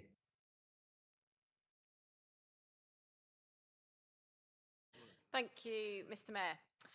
There will be talk tonight from the Labour group and no doubt from the Conservative group too, that these changes to our constitution were discussed in a cross-party working group. But they were not agreed and more consideration should have been given. Instead, it was just pushed through with the larger opposition group willfully going along with it. The fact that the Conservative group did not oppose these changes to the Constitution suggests its political fear and silencing members who may well be a threat at the next election. And of course, we do not want meetings to go on endingly, but there are other measures that could have been considered, which have already been brought down our meeting times. The fact members have to get up for work the next morning is a poor excuse. We all knew what we were getting into before putting our names on the ballot paper, and our residents expect us to carry out our responsibilities. Alongside these time efficiency excuses, now the administration will have 2 meetings out of 4 when they can bring forward not just 1, but 2 motions, while the smaller groups have to sit back and be silenced. Outrageous.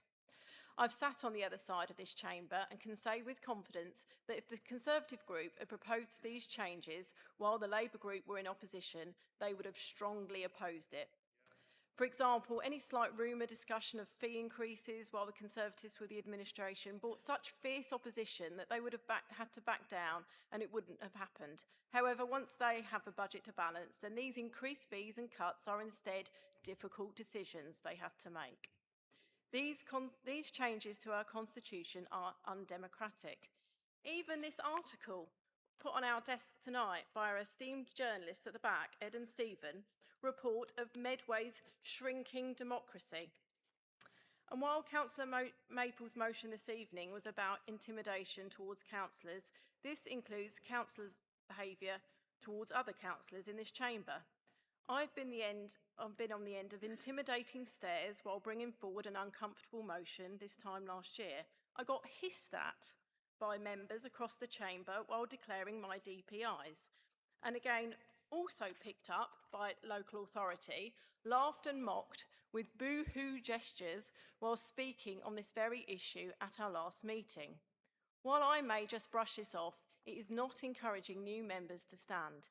In any other organisation, this behaviour would be brought in front of HR.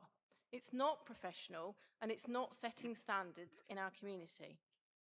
With these changes, a single independent member who has no place on a committee and now no guaranteed motion within a municipal year, they're just being silenced and they're not able to represent the people that have elected them. The legal advice that has been circulated today is clear, that a challenge could well be successful. When my husband, Councillor Rupert Turpin, was a portfolio holder responsible for governance, he was tasked with the same issue of time management after a council meeting which had seen fierce debate, and a similar solution by the leadership at the time was suggested. However, he decided, and was backed up by legal advice by the then Chief Legal Officer, that this limitation on debate would be a step too far. Where the Council have unsuccessfully sought external advice from a barrister to limit debate in last year, they seem to be determined not to get external legal advice on this controversial issue. The pattern is clear, and I, for one, would not be the least surprised if this council sought next year to cancel the local elections on flimsy pretext. They, both Labour and Conservative, know they're staring down the barrel of defeat as soon as the ballot box comes into play. They can run from debate, but eventually they will not be able to hide from democracy. Mr. Mayor, I believe you know it, I know it, my colleagues know it, and I believe in their heart of hearts the members opposite know it. This constitutional change is going to damage trust in Medway Council. Mr. Mayor, I move this motion and I hope members will support it. Thank you. Thank you, Councillor. Is that supported? Councillor Pearce, do you wish to speak now or reserve the right? I would like to speak now, thank you, Mr. Mayor. Thank you. The contempt this Labour administration shows residents on the Hoo Peninsula is absolutely clear. Restricting the ability of the independent group to table motions at every meeting is not only an attack on our democracy, but it's a direct attack on those who elected us to serve them. We are the voices of our residents at these meetings. but Labour is frustrating the democratic process. The independent group is proud to hold this administration to account by consistently opposing this attack on our democracy, unlike the Conservative no opposition group, which just continues to backslap Labour. We all know why Labour administration changed the rules. It was because of the motion put forward by my colleague, Councillor Mrs Turpin, about saving Chatham docks. Residents will never forget or forgive the shameful betrayal by this Labour administration in wanting to close Chatham docks with the loss of hundreds of valuable local jobs. This administration, Mr Mayor, keeps tinkering and tampering with the rulebook rather than getting on with the day job and serving my residents. Long before I was elected, as far back as 2011, I would sit in the back of this room and carefully watch proceedings. Not only were members of the then Labour opposition relentless in raising motions that often had nothing to do with Medway Council business, but the deputy leader of that group, one Councillor Maple, would have robustly defended members of his group being able to raise those motions and for holding the previous Conservative administration to account. Albeit many of those motions were actually just political stunts designed to criticise the Conservative government of the day. Now we see absolute hypocrisy. The Labour administration seems to love changing the rules, but it comes at a detriment of local taxpayers and the ability of their elected representatives to serve them. This motion is the last chance for this council to restore democracy. Motions matter, Mr Mayor, and everyone knows that questions are not the same as motions. So Labour may continue to gaslight and say they've introduced questions at Cabinet, but it's just smoke and mirrors and political game playing. I thank my colleague Councillor Mrs Turpin for bringing forward this motion, and I look forward to genuine Democrats joining me in supporting it. Thank you, Mr Mayor, and Happy New Year to everyone from everyone on the peninsula. Thank you. Thank you, Councillor Pearce. I have no member showing, so I go back to Councillor Mrs Turpin. Oh, hold on. Councillor Lammas, have you? Beg to move an amendment.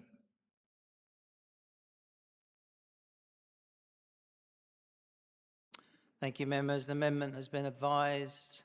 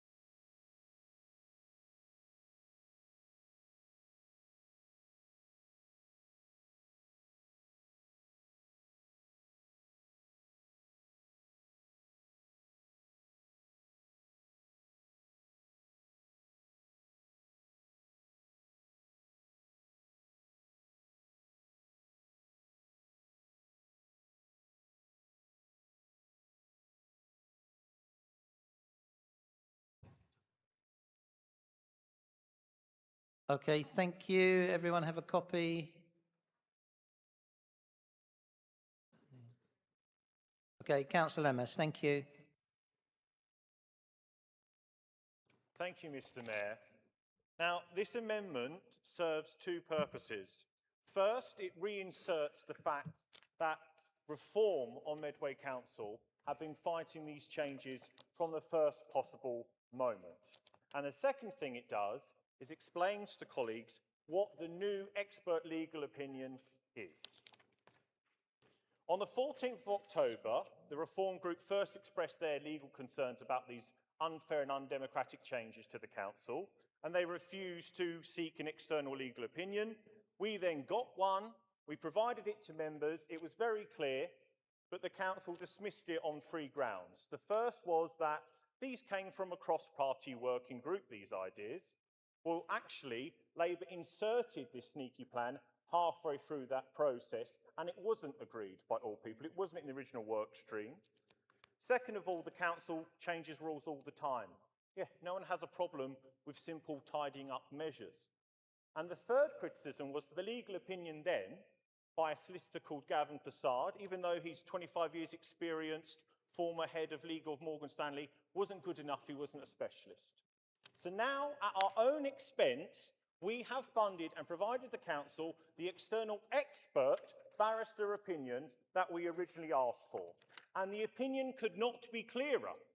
This council, in his view, is acting unlawfully. And the likely success of a challenge is enormous. Now, I know that people don't want to debate this. I know that the leader of the official appeasement, who helped birth the Uni Party when he voted through these changes with the Labour group, wants to ignore these matters, but they're really, really important. And shame on the Labour Party for doing this. The party that came from the workers, who stood up to tyrannical power. Why are they the ones, when they finally get the keys, to take the democratic voice away from other members? It makes no sense whatsoever. There are lots of similarities between the failing Prime Minister and this leader. They both had a long apprenticeship, and when they finally got the keys to power, their priorities are completely wrong. Let's look at the priorities of this Labour administration on Medway Council. Number one, ripping down your flag. Number two, rigging up your rules. Thank Number you, three. Councillor Lammas. Thank you. Could Councillor Lammas explain whether he endorses breaking the law? I don't Maple, endorse thank breaking the law, you. like I don't endorse acting unlawfully. Members, thank you. Through When the you look chair, at the please. Anyone placing anything, including a flag, without permission of the Highway Authority is in breach of Section 132 of the 1980s Highways Act. You can't pick and choose which laws. That is a Councillor law. Maple, you have made that point. Thank you. But at least I'm able to say it in this context, but from this point onwards, we're never allowed to say things on our own steam. So let's look at the priorities.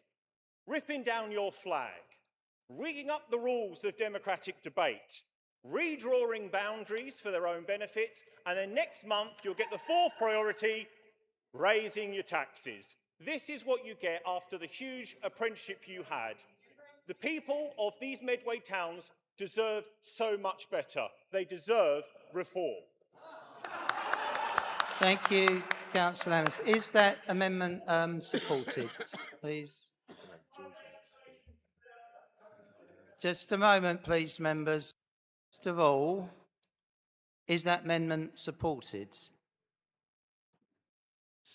Yes, Mr Mayor.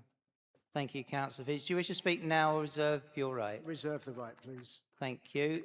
Councillor Spalding, do you have a point of information or personal explanation? Point of explanation, which I would seek from Councillor Lammas, if he'd be so kind, although it may seem minor. He very kindly shared Council's opinion, which at paragraph 1...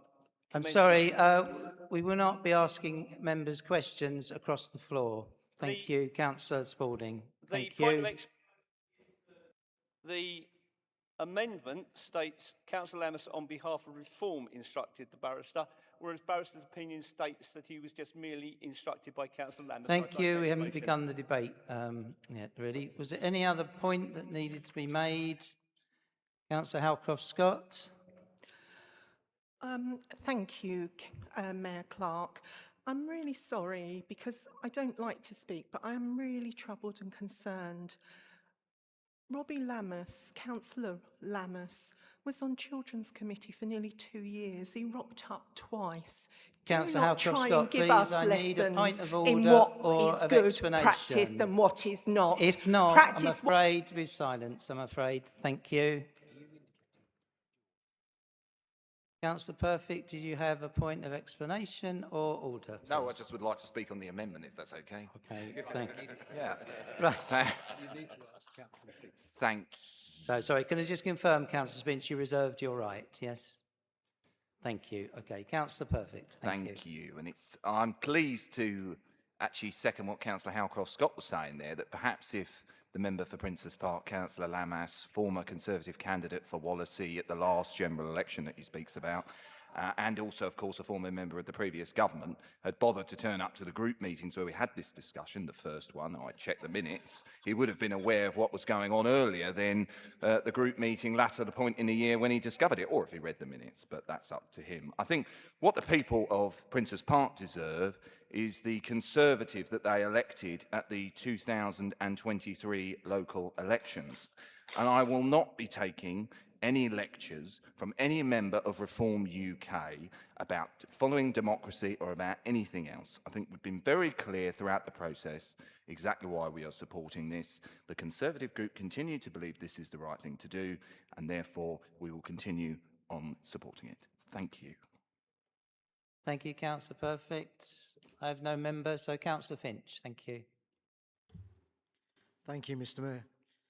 No one has disputed that smaller groups and independent members have lost an automatic right they previously held. No one has disputed that this change was not part of the original working plan. And no one has disputed that independent expert legal advice warns these changes are unlawful and expose the council to serious risk. This is not just procedure or meeting management, but the legal advice is clear. When procedural rules materially affect who can participate in full council, they stop being neutral and start affecting democratic rights. The advice makes 3 points clear. First, the law treats all councillors as equal, regardless of party size. Second, standing orders may regulate debate, but must not control who is allowed to participate. And third, restricting access to motions based on group size goes beyond procedure and risks undermining the democratic purpose of this council. In plain English, Mr. Mayor, these rules do not just manage meetings, they manage political debate, and that is not what the law permits. A right that depends on a ballot is not a right, it is permission. And permission granted at the discretion of the majority is not democracy. We're told the courts give councils latitude. The advice we've received is clear, that this latitude ends when access to the agenda and democratic participation are restricted. That is precisely the situation we are in now. Democracy does not belong to the biggest parties. It belongs to the voters who sent every one of us here. If members believe in equality, openness and fair debate, supporting this amendment should be straightforward. If they do not, then residents will again draw their own conclusions. Thank you, Mr. Mayor. Thank you. I'll go back to Councillor Mrs Turpin. Oh, sorry. Forget that. Councillor Lamas. Yeah, thank you, Mr. Mayor. I mean, really, this is a choice tonight, to be honest with you. A choice between respecting democracy or disgracing yourselves. Why would you make that decision? Why would you, when you're provided the expert legal opinion, which you all said that was the justification for not accepting the last solicitor's opinion, would you then turn a blind eye to it? It's been provided free of charge to the council, to all members to read. Have you read it? Perhaps you haven't. Perhaps I should read the conclusion. It is my view that there are strong and properly arguable grounds. Sorry, Councillor Lamas, sorry, one moment, please. Do I have a point of order? Mr. Mayor, I'm going to ask the monitoring officer, please. I'm fed up with being accused of breaking the law, and I'd like clarification from the monitoring officer with regards to whether we're correct on what we've done or not, please. Monitoring officer, please. Any determination on whether the authority has broken the law or not can only be made by the courts. I and any other legal advisor can merely give an opinion as to what we believe the law is. Now, in relation to the opinion that has been shared and the previous opinion that's also been shared by Councillor Lamas, and the opinions given by myself and my team, they're all opinions on the law, and they are given on the basis of, I'm sure, each and every lawyer that has provided that opinion has given it in a faithful manner believing it to be true. But as we all know, two parties go to court and one will come out losing. Now, this is not to say that I completely disagree with everything in the opinion that has been circulated by Mr. Lamas. There are aspects of that opinion that I do agree with, but there are also significantly more paragraphs within that opinion that I disagree with. So it is a matter for councillors, having read the opinion, to come to their own view as to what they believe. I believe that the advice that was contained in the original report is correct. Thank you. Thank you. Councillor Amos, please.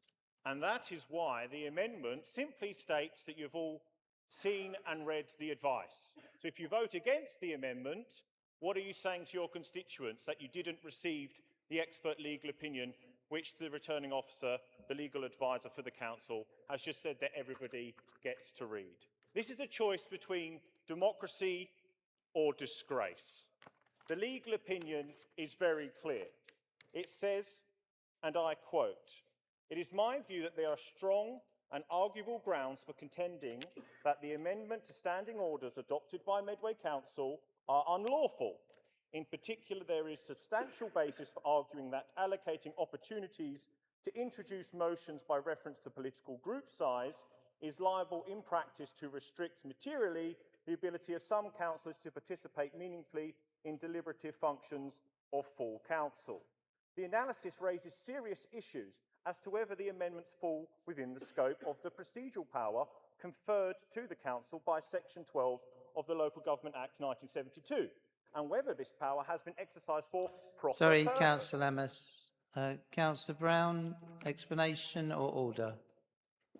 Actually, I just want to understand that the advice that this decision was made on is not the advice that is being received here tonight.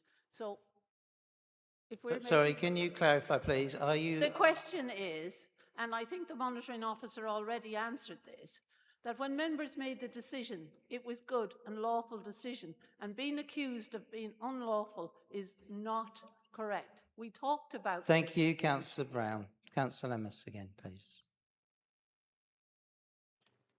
As I was saying, it's about whether the powers have been exercised for proper purpose and whether the council has given proper and conscientious consideration to the democratic implications of the measures adopted. In my opinion, these issues place a judicial review challenge on a firm footing. It goes on to say other quite shocking things, that the legal justification for basically taking the understanding of the law that applies to allocation by committee to the full council is flawed. And it is, because full council is different. This is where the people come to watch. This is what is live streamed. This is where people have their debates held. If you are so confident in the decisions that you are making... Sorry, Councillor Amos, I have one more order or explanation. Councillor Maypole. Point of explanation: as a portfolio holder for democracy and governance, the vast majority of council meetings, including all overview and scrutinies and quasi-judicial meetings, as well as full council and cabinet, are live streamed, not just full council. And I'll have more to say on this. And the additional questions that come to cabinet, of course, which we have introduced as an administration. Thank you, Councillor May, for that explanation. Councillor Amos again, please. Yes, and none of that satisfies the decision that you have taken. Why would you take away the ability to win an argument? If you're so sure of your policy and your success, why would you not want to beat us on argument? Why are you trying to restrict our voice like you're ripping down the flags, redrawing boundaries and raising taxes? Thank you, Councillor Amos. Before we go to the vote, I'll go back to the original motion. Councillor Mrs Turpin. Thank you. Vote on the amendment. Yeah. No, I've got to speak first. Oh, I beg your pardon. I'm still learning. Thank you, members. Councillor Mrs Turpin, please. Thank you, Mr Mayor. Councillor MacDonald, I was accused of breaking the law last January when I brought forward a motion on Chatham docks. I mean, so far I've not been arrested, but it wasn't pleasant. So, you know, I think these changes to the Constitution show that we are now going to be seeing a lot of amendments to tabled motions. You know, we've seen amendments before, but I can guarantee this will be a regular occurrence now.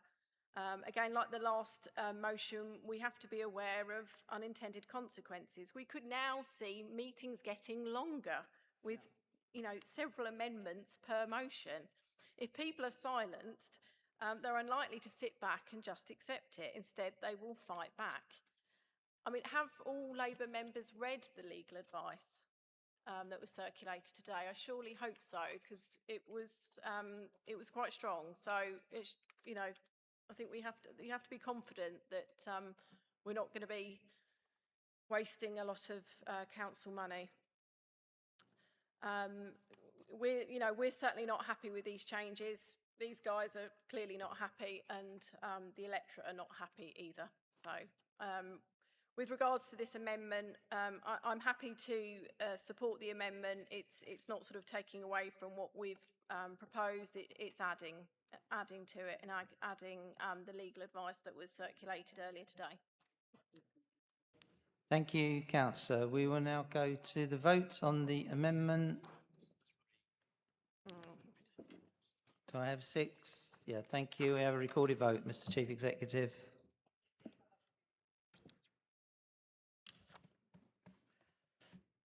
Supported, John. Thank you, Mr. Mayor. So, members, you are now voting on the amendment put forward by Councillor Lammas. I will call each member in turn, and you will indicate whether you are voting for or against or abstaining from that amendment. Councillor Anang. Councillor Animashawn. Councillor Bowen. Councillor Brake. Councillor Brown. Councillor Campbell. Mr. Mayor. Councillor Cook. Councillor Coombs. Councillor Crozer. Councillor Curry. Councillor Doe. Councillor Fern. Councillor Field. Councillor Filmer. Councillor Finch. Councillor Gilbourne. Councillor Golvin. Councillor Garoon. Councillor Hackwell. Councillor Hammondishe. Councillor Hamilton. Councillor Howcroft-Scott. Councillor Hubbard. Councillor Hine. Councillor Jackson. Councillor Jones. Councillor Joy.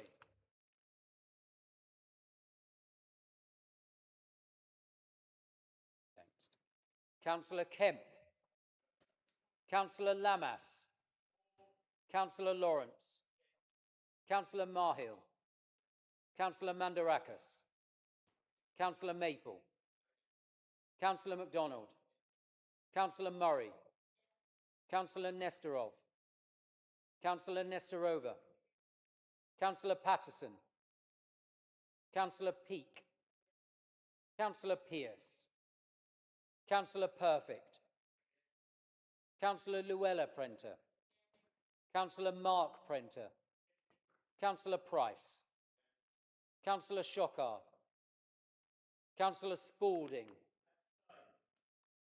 Mr. Deputy Mayor. Councillor Stamp. Councillor Tijan. Councillor Mrs. Turpin. Councillor Van Dyke. Councillor Vi. Councillor Wildey. Councillor Williams. Mr. Mayor, the amendment is lost. Thank you, members. The amendment is lost. We're going back to the original motion. I have no members showing, so I go back to Councillor Mrs. Turpin. Thank you. Oh. Councillor Lammas, have you indicated on this? Thank you. Thank you, Mr. Mayor. I would just like to put a few things on record. First, I am very sorry that this Labour administration is putting the officers at the top of this administration in a very difficult position publicly. It is not the way I like to operate. It is not the right way to do things. it really is unfortunate that they're hiding behind their officers to try and hide their own disgrace. The second thing I'd like to put on record is how Labour have... Councillor Lemmas, hold on, please. Councillor Maypole, order or explanation? Point of personal explanation. I would imagine most people in this chamber and in this community will know that I support and endorse the work of hard-working Medway council officers and will always support them. Unlike Reform UK, who refer to council officers as the blob, maybe he'd like to apologise for his colleagues in Reform UK. Councillor Maypole, thank you. Councillor Lemmas. This is the Labour leader who doesn't do a public speech at Medway Matters Lives without his CEO bodyguard. I mean, the whole thing is just absolutely crazy. What I would say to decent members of the... A moment, please, Councillor Lemmas. Councillor MacDonald, order explanation. Sorry, it's point of order, Mr. Mayor. You cannot have that criticism of the CEO sitting up there.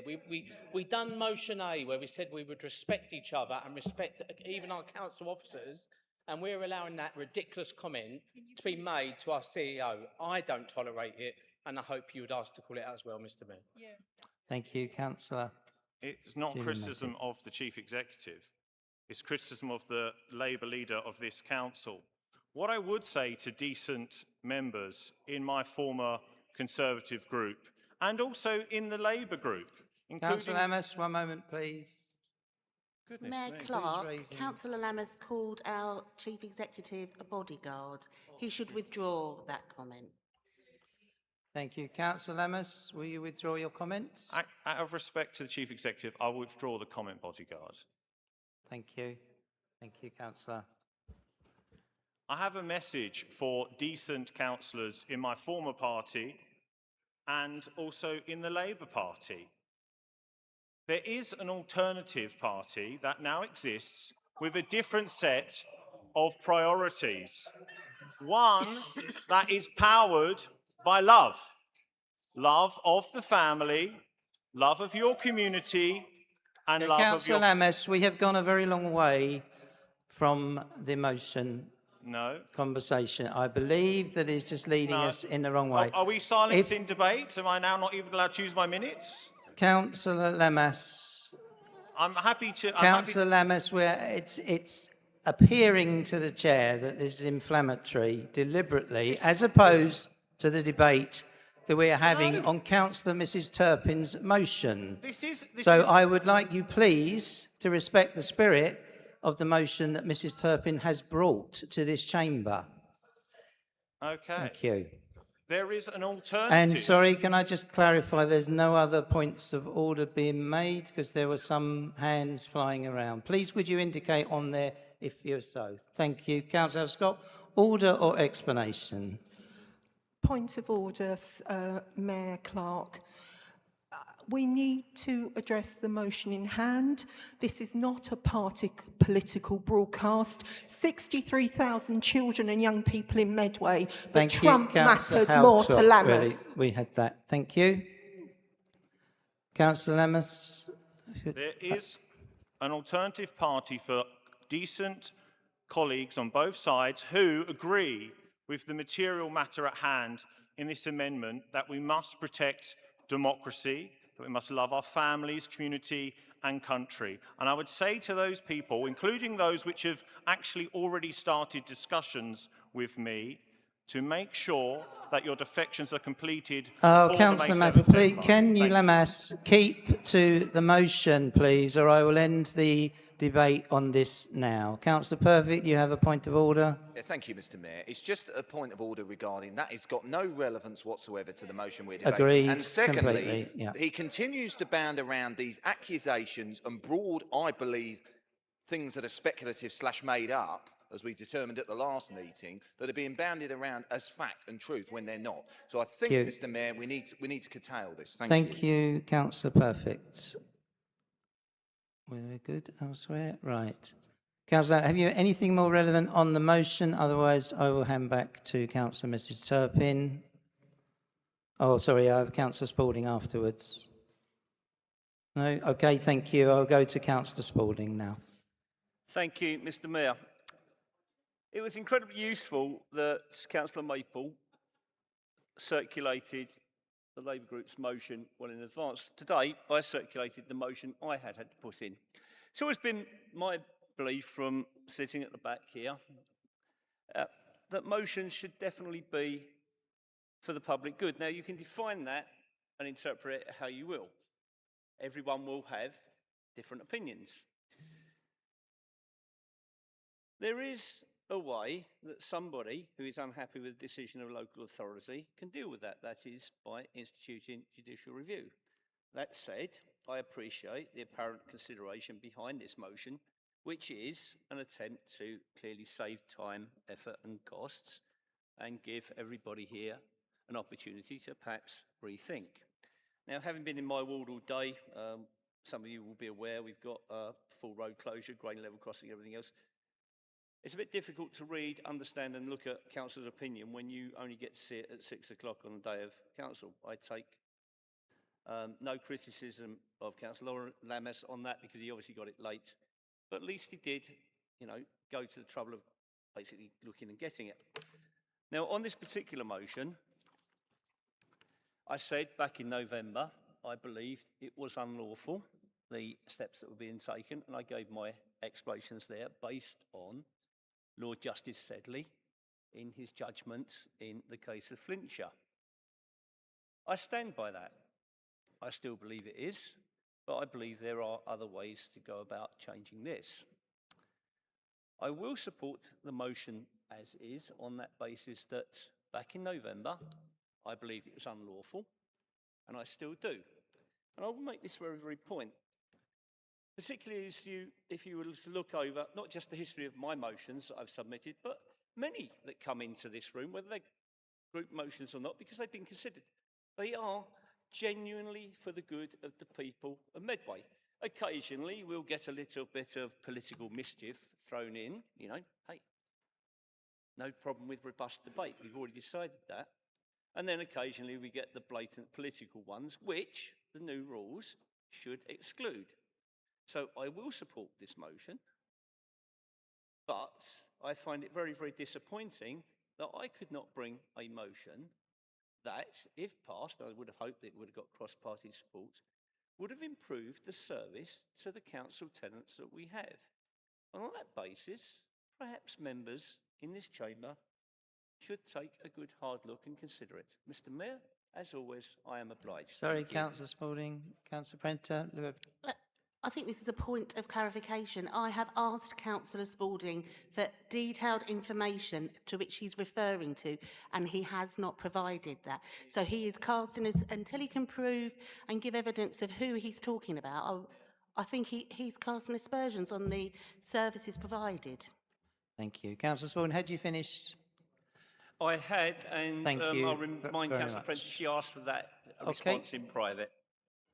Thank you. I have no other members showing, so I will go back to the proposer of the motion, Councillor Mrs. Turpin. Thank you. Thank you, Mr. Mayor.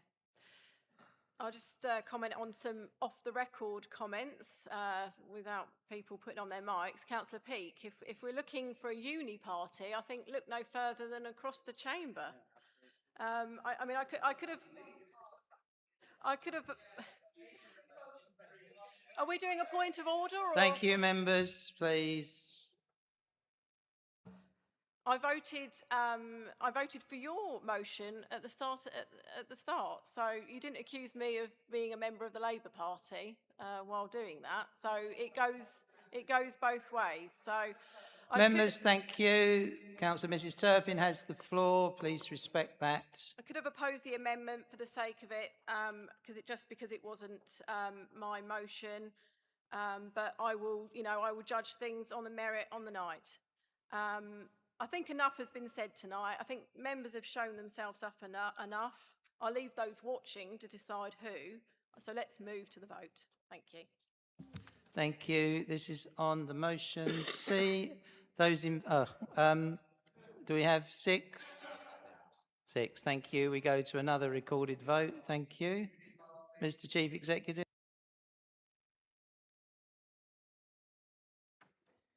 Thank you, Mr. Mayor. Members, you are now voting on the substantive motion put forward by Councillor Mrs. Turpin. I will call each of you in turn and ask whether you are voting for that motion or against, or whether you are abstaining. Councillor Anang. Councillor Anna Mashorn. Councillor Bowen. Councillor Brake. Councillor Brown. Councillor Campbell. Mr. Mayor. Councillor Cook. Councillor Coombs. Councillor Crozer. Councillor Curry. Councillor Doe. Councillor Fern. Councillor Field. Councillor Filmer. Councillor Finch. Councillor Gilbourne. Councillor Golvin. Councillor Garum. Councillor Hackwell. Councillor Hammond-Dishay. Councillor Hamilton. Councillor Halcroft-Scott. Councillor Hubbard. Councillor Hine. Councillor Jackson. Councillor Jones. Councillor Joy. Councillor Kemp. Councillor Lamas. Councillor Lawrence. Councillor Marhill. Councillor Mandarakis. Councillor Maple. Councillor MacDonald. Councillor Murray. Councillor Nestorov. Councillor Nestorova. Councillor Patterson. Councillor Peake. Councillor Pearce. Councillor Perfect. Councillor Luella Prenter. Councillor Mark Prenter. Councillor Price. Councillor Shockar. Councillor Spalding. Mr. Deputy Mayor. Against. Councillor Stamp. Councillor Tijan. Councillor Mrs. Turpin. Councillor Van Dyke. Councillor Vi. Councillor Wildey. Councillor Williams. Mr. Mayor, the motion is lost. Thank you, members. The motion is lost. We now come to agenda item number 9, the Leaders' Report, on page 55 of the agenda for those following it thereon. We now have 30 minutes to receive and debate the Leaders' Report. May I call on the Leader of the Council to present? Thank you. Thank you very much, Mayor Clark. It's a privilege and pleasure, as always, to deliver the Leaders' Report, to update Council on what's been going on here in Medway since we last met. One of the things that's happened since we last met is we've submitted our option for local government reorganisation. Option 4D, as it's known colloquially, truly is Kent reimagined. It's a bold new government for the people of Kent and Medway. And it's for the next generation. It's for the next 50 years and beyond. And it will improve lives. And of course, it's not just about local government reorganisation. It's about devolution as well. We've got to work our way towards getting our hands for our community on those important powers and resources to ensure things like public transport and skills can be enhanced further. I want to thank all those who participated in the cross-party working group. That will be reignited later in the year. I want to thank colleagues across all of the other councils for the conversations that they had, and in particular to our friends both in Canterbury and Ashford for their support for option 4D. And I will recognise, talking about Ashford Council, a moment of Jerry Clarkson, who sadly passed away earlier this month. I want to thank everybody involved, particularly officers, hard-working officers who deliver for our community every single day. I want to highlight to the council and to the wider residents, we have a government consultation happening on this. It will be starting in early February. Get involved. This is your opportunity to have your say. And I would encourage all residents to log on. We'll be sharing that through all of our normal channels. Since we last met, we've had not one but two Ofsteds report to us, one specifically on Parklands, where we saw improvements from the previous report. All 4 areas reviewed now coming out as good. That is an improvement from where we were previously, and a wider focused visit. And I want to thank again, hard-working officers for some of the fantastic narrative and outcomes that we see seen by the inspectors. Of course, there's still more to be done. We are not complacent, and I want to pay particular tribute to my friend and colleague, Councillor Price, for his leadership in this area. I want to thank our partners as well, because when it comes to children mattering in Medway, it is not just a job of 59 councillors or indeed one council. It truly takes a one Medway approach. We are determined to work towards that journey to outstanding. It's important not just for the sake of it, it's important because children matter in Medway. You wait to submit one thing and then two things come along at once. My goodness me, if I had £1 for every time I'd mentioned a local plan in this chamber, I could probably buy a ticket to see a well-expected football match, which I'll talk about later on. I'm incredibly proud that under this Labour and Cooperative administration, we have submitted for examination the local plan on the 17th of December. Again, I want to thank officers, and in particular Councillor Simon Curry. His work on this has been outstanding. His drive and determination will deliver us a local plan, and it's always been important, but it's so important. We must have a new local plan before the 1st of April 2028, or otherwise the new council, whatever council it is, will be stuck with a local plan for our 292,000 residents from 2003. That cannot be the case. And I also want to thank every single person who's made a contribution through any of the consultations. Really important that we hear the voices of residents, community groups and others as we move through to examination later in the year. I'm looking forward to that. It will be, as always, challenging, difficult, but it's the right thing. And for anybody going, why are you still bothering with a local plan? I say the alternative is handing over a 2003 plan to the new council in the future. Since we last met, we had Christmas. Hooray for Christmas. And of course, Christmas is wonderful everywhere, but it's particularly wonderful in Medway. A merry Medway Christmas was had by more than 200,000 people who visited our Christmas market. Thousands and thousands of people turning out for the Dickensian Christmas. It was great to have that back. We got rid of the storms this year. We had so many pantos. Oh, yes, we did. We had the Chatham panto, and I want to recognise the huge amount of positive feedback, in particular recognising the BSL and relaxed performances. We had the Spotlights panto. That was featured on BBC Breakfast, truly putting Medway on the map. Who would have thought Jaws of pantomime could exist? We had the pantomime in Who. And indeed, as many of us will be seeing, a pantomime happening at the moment in Rainham. Tickets are still available for the Mayor's show next week. We had the Who tractor run. We had the child-friendly Medway event taking place at the cinema, showing the record-breaking Zootropolis 2. Luton Library had brilliant improvements funded from Section 106 contributions. We had the second anniversary of the award-winning Repair Cafe. We had the fantastic River Lit Festival. We had the topping out ceremony for our friends at Commissioner's House at the Historic Dockyard. And of course, important across the country, but so important here in Medway, we had events on Remembrance Sunday and Armistice Day, including the Festival of Remembrance, which took place at Rochester Cathedral. We created a new flag protocol. So we flew the trans flag of remembrance. We flew the Palestinian flag for the International Day of Solidarity. We flew the white ribbon flag, and we will be flying many more as we move forward this year, including later this month, the Holocaust Memorial Day flag, and I hope every member can join us for that. We had the official reopening of St John's Church, a true One Medway project. The Church of England, the Lottery, Medway Council, the community working together.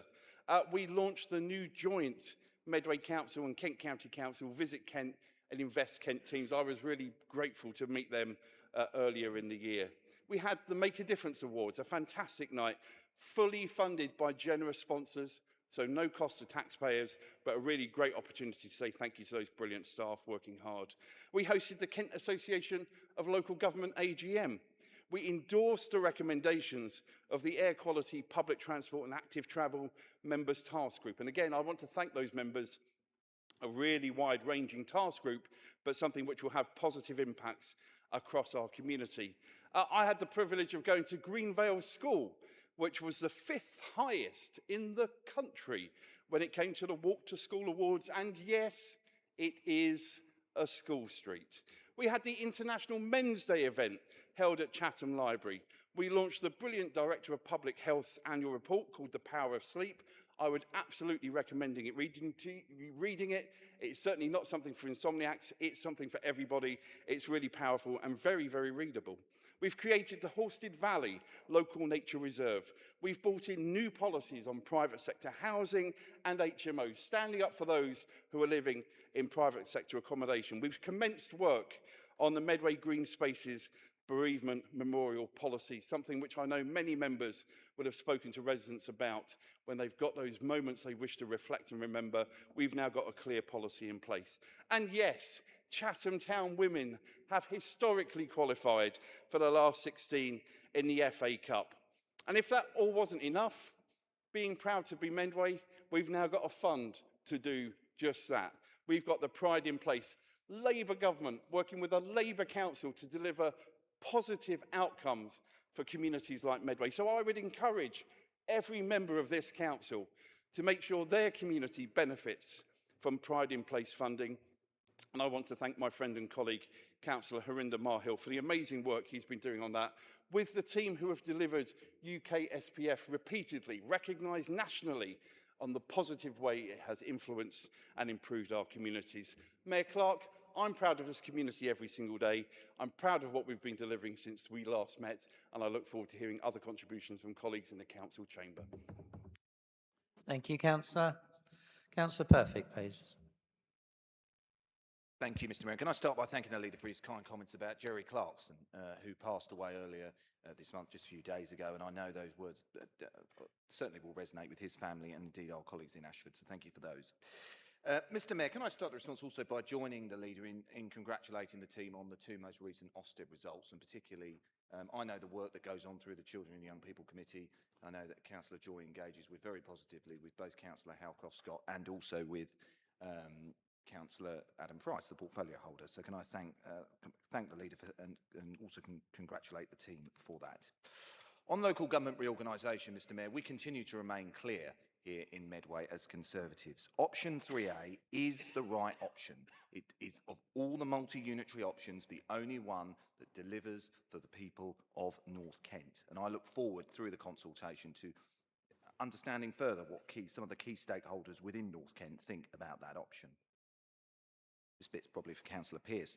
Mr. Mayor, this is a key time for the Council with the budget later this month, and we are gravely concerned, as we've been setting out through the scrutiny committees over recent weeks.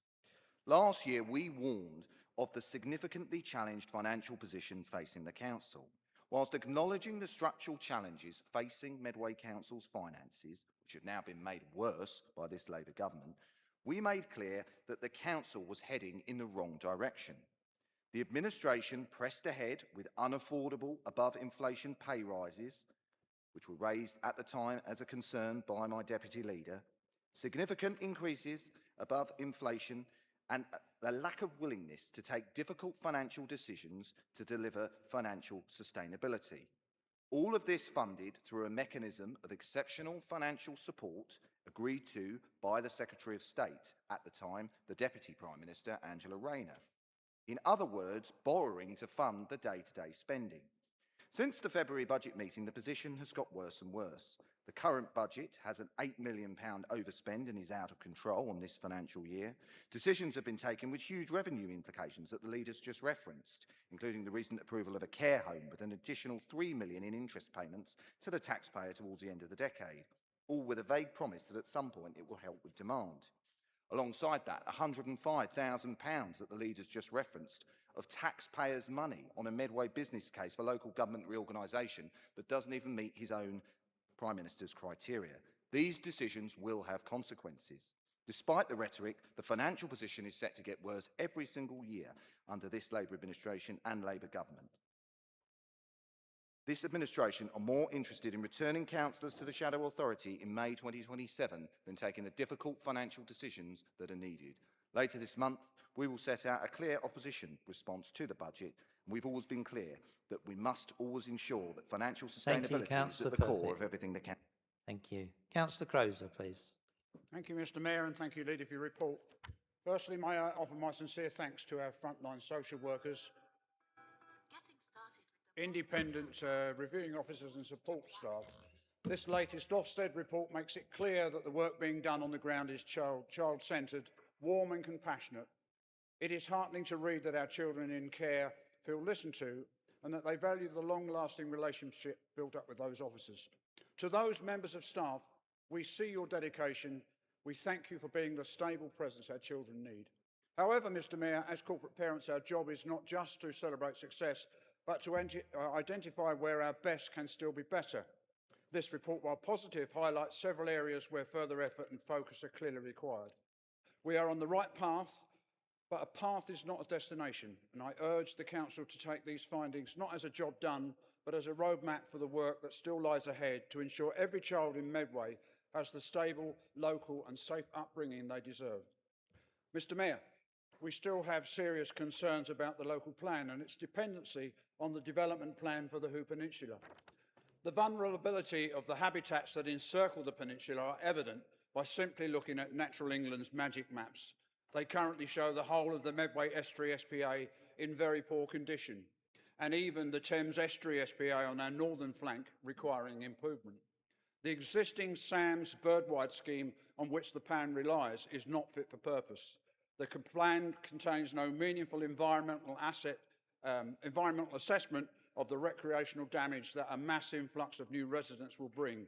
And if that's not enough, Mr Mayor, the transport infrastructure improvements planned fall far short of those previously planned in the former HIF-funded iteration of our draft local plan. Mr Mayor, despite our serious concerns about the local plan, we are forever proud of the people and communities of the peninsula who came together at this Christmas to celebrate peninsula farming during our third Hoo Peninsula Tractor Run. We thank the Mortley Group and all those who took part on behalf of the many thousands of residents who line the streets. Mr Mayor, I take this opportunity also to thank those residents that ran our thriving network of community groups and parish councils who meet throughout the year, and they are all volunteers. Thanks must of course go to who cares for the welfare of our older population. Finally, Mr Mayor, the independent group are pleased to see the reintroduction of elm trees to 4 Elms Hill at 4 Elms Place. Thanks to the organisation and hard work of Mike Sankers and his team, Medway Valley Countryside Partnership and Catherine Mead and our team from KCC, many new species of trees along with the elms continue to be planted across the Hoo Peninsula. Please come along on Saturday, by the way, members, to join in with some planting. Thank you, Mr Mayor. Thank you, Councillor. Councillor Finch, please. Thank you, Mr Mayor and Leader. Tonight is the first meeting where the Reform Group has been blocked from putting forward a motion on behalf of the residents who elected us. We've been silenced by this Labour administration with the Conservatives backing them. The Uni Party isn't just alive in Westminster, it's alive here in Medway too. The party leading in the polls is shut out, while the old parties protect themselves. And tonight, this administration has presented itself as a defender of democracy everywhere else, while eroding it right here in Medway. You couldn't make it up. Mr Mayor, I listened to the Leader's report to see how this administration measures itself against others, particularly Kent County Council. And when you look at that comparison, the contrast is stark. Kent County Council have saved £80 million in under a year and reduced their council tax increase by 20%. Here in Medway, residents will no doubt face the full 5% rise and are told there's no alternative. Well, Kent has shown you there is another way. It's called leadership, and it's missing here. While Kent is saving money, Medway is burning through it, overspending by roughly the same amount KCC saved, and relying on government support for the 3rd year running. The press say the Leader has given up on balancing the books. I'll go further. I don't believe he ever intended to. So where has the money gone? £44 million on a care home project that could have burdened taxpayers for decades. Tens of millions on foul property schemes. Costly refurbishment of council offices we may not even need. And £11,000 to remove flags from lampposts. Residents are angry and services are declining. Urgent and emergency care rated requires improvement. Mental health reorganised instead of fixed. Adult social care full of ambition but short on funding. And safeguarding services unable to provide a full 24/7 response. This is not improvement, it's managed decline. And it's not just the opposition saying that. 2 Labour councillors from Strood, both part of the administration, have formally told the Planning Inspectorate that the plan is unsound and not legally compliant. Those objections are on public record. Over 24,000 new homes or 55,000 extra residents with no credible funded plan for jobs, roads, schools, GPs or transport. Infrastructure is subject to future bids, which means not funded and not guaranteed. At the same time, the administration submitted option 4D, planning to stand alone while the future structure of local government remains uncertain. So residents are right to ask, why rush through permanent decisions now when planning powers themselves may soon change? Combine silencing opposition voices, restricting motorists, raising stealth taxes through enforcement, and reshaping Medway to fit a London-style model. And Labour are telling residents exactly what they want. They want a Medway that looks less like Kent and more like Labour's London. Mr. Mayor, we still see them stealing, not defending democracy, spending when they should be saving.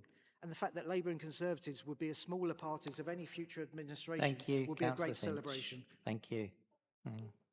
Councillor Mark Printer. Thank you, Chair. Later on in tonight's agenda, we've got 2 items of disposal of assets of Medway Council. The only reason they're on the agenda is because the value is going above the threshold, which I'd like to thank Alderman Glyn Griffiths, because if it wasn't for him, they wouldn't be on tonight's agenda for noting. But the one I want to talk about in particular is the Gillingham Business Park. It might not be in my ward, Twiddle, however it borders Twiddle.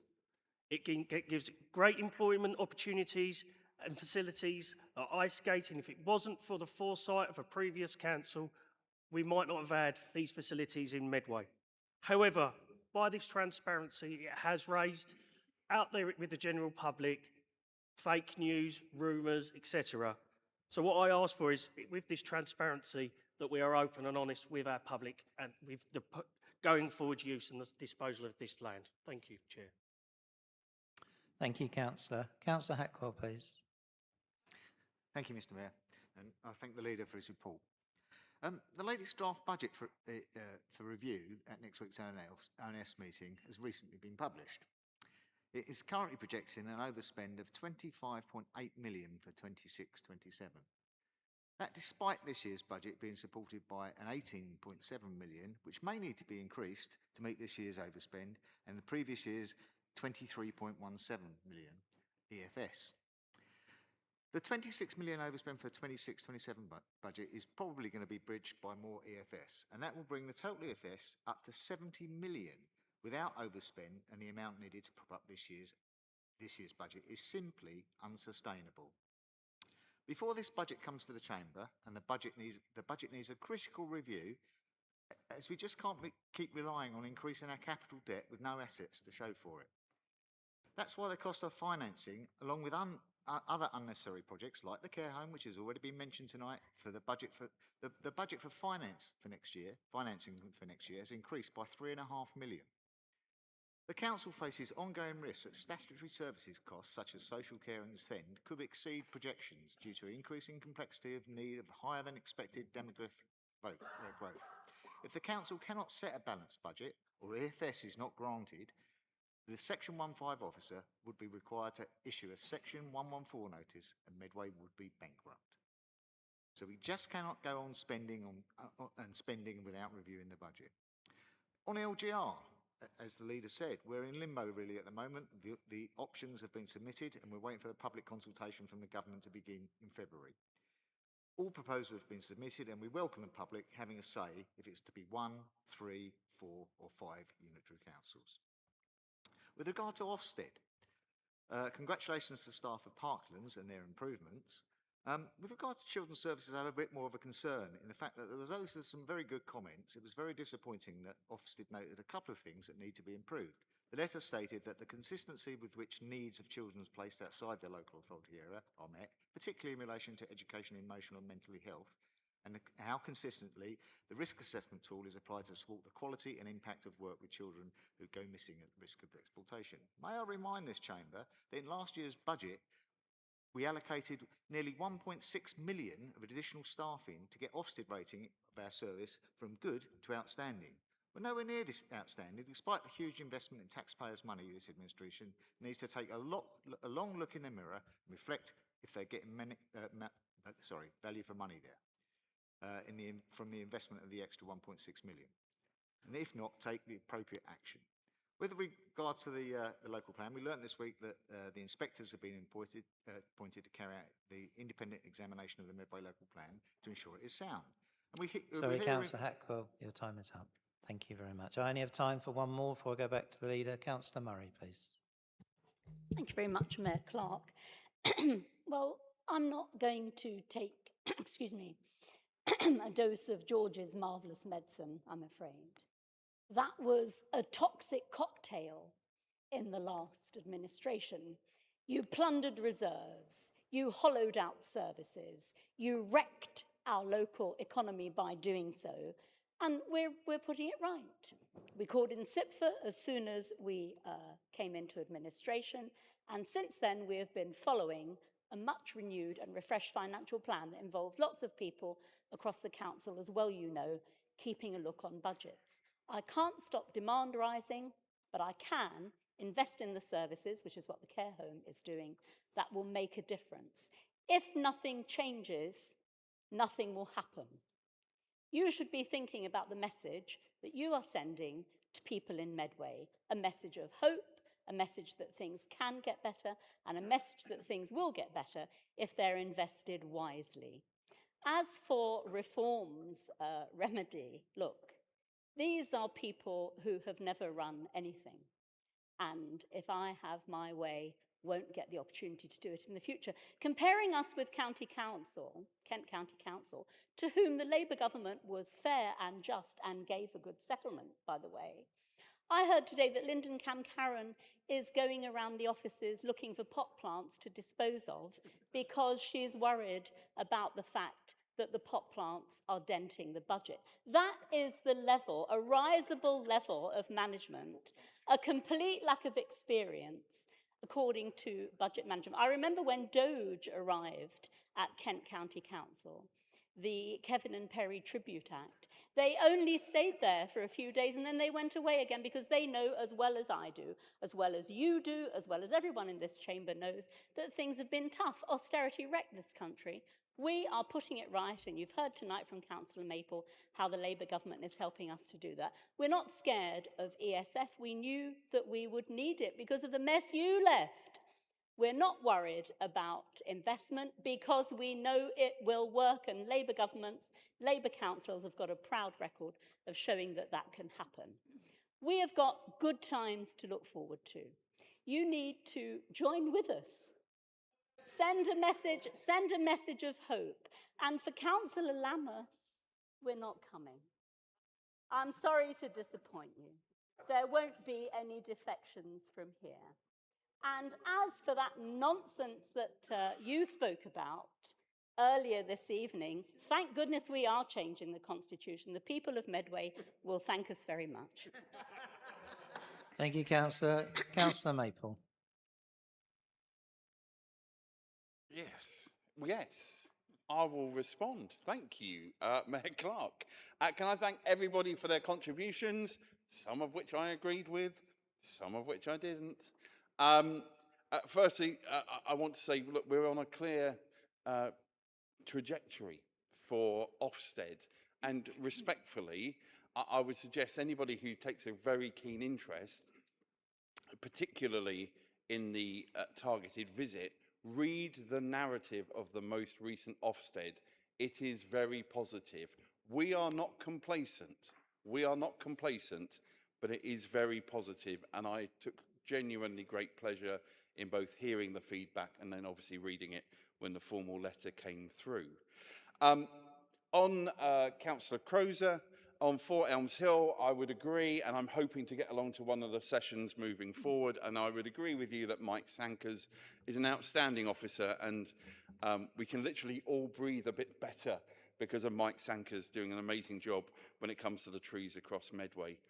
To answer Councillor Mark Prenter, an important point, an important recognition of the new process we have around noting reports. I think that's important.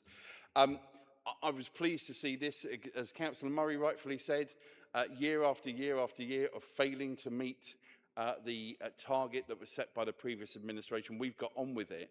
In this particular sale, it's worth recognising that we have sold it to the other head leasee, who is an institutional financier. So from that perspective, that organisation will have their clear vision as to continuing the business that they have. And I'm happy to write with a little more detail if that would be helpful, but very, very clear that we've made good progress on that. Councillor Finch, my goodness. When I get published in The Guardian, it's not very often, but when I get published in The Guardian, it's because of the good stuff that actually council officers on the whole are delivering for the people of Medway. When Councillor Kem Karen gets published in The Guardian, it's because one of her group have leaked their group meeting. Now, I know that probably with the three of you, that would be less likely, but who knows? I think, you know, look at the time. I don't want to be touching the zeitgeist, but there may be a traitor amongst you. I'm not sure which one of you is faithful over there. And Mayor Clark, let me finish by recognising something that's happening this very week up at the O2. Again, putting Medway on the map. We've got our talented young girls and boys singing their hearts out very loudly at the Young Voices programme. And again, it's another great example of schools working together, collaborating on things, getting kids up to the O2, and really making me proud to be Medway. Thank you, Mayor Clark. Thank you, Councillor. Moving now to members' questions on page 57 of the agenda. We will now deal with the two questions listed thereon from members of the council. As was also the case for public questions, some other members' questions submitted in advance of the question deadline related to cabinet functions.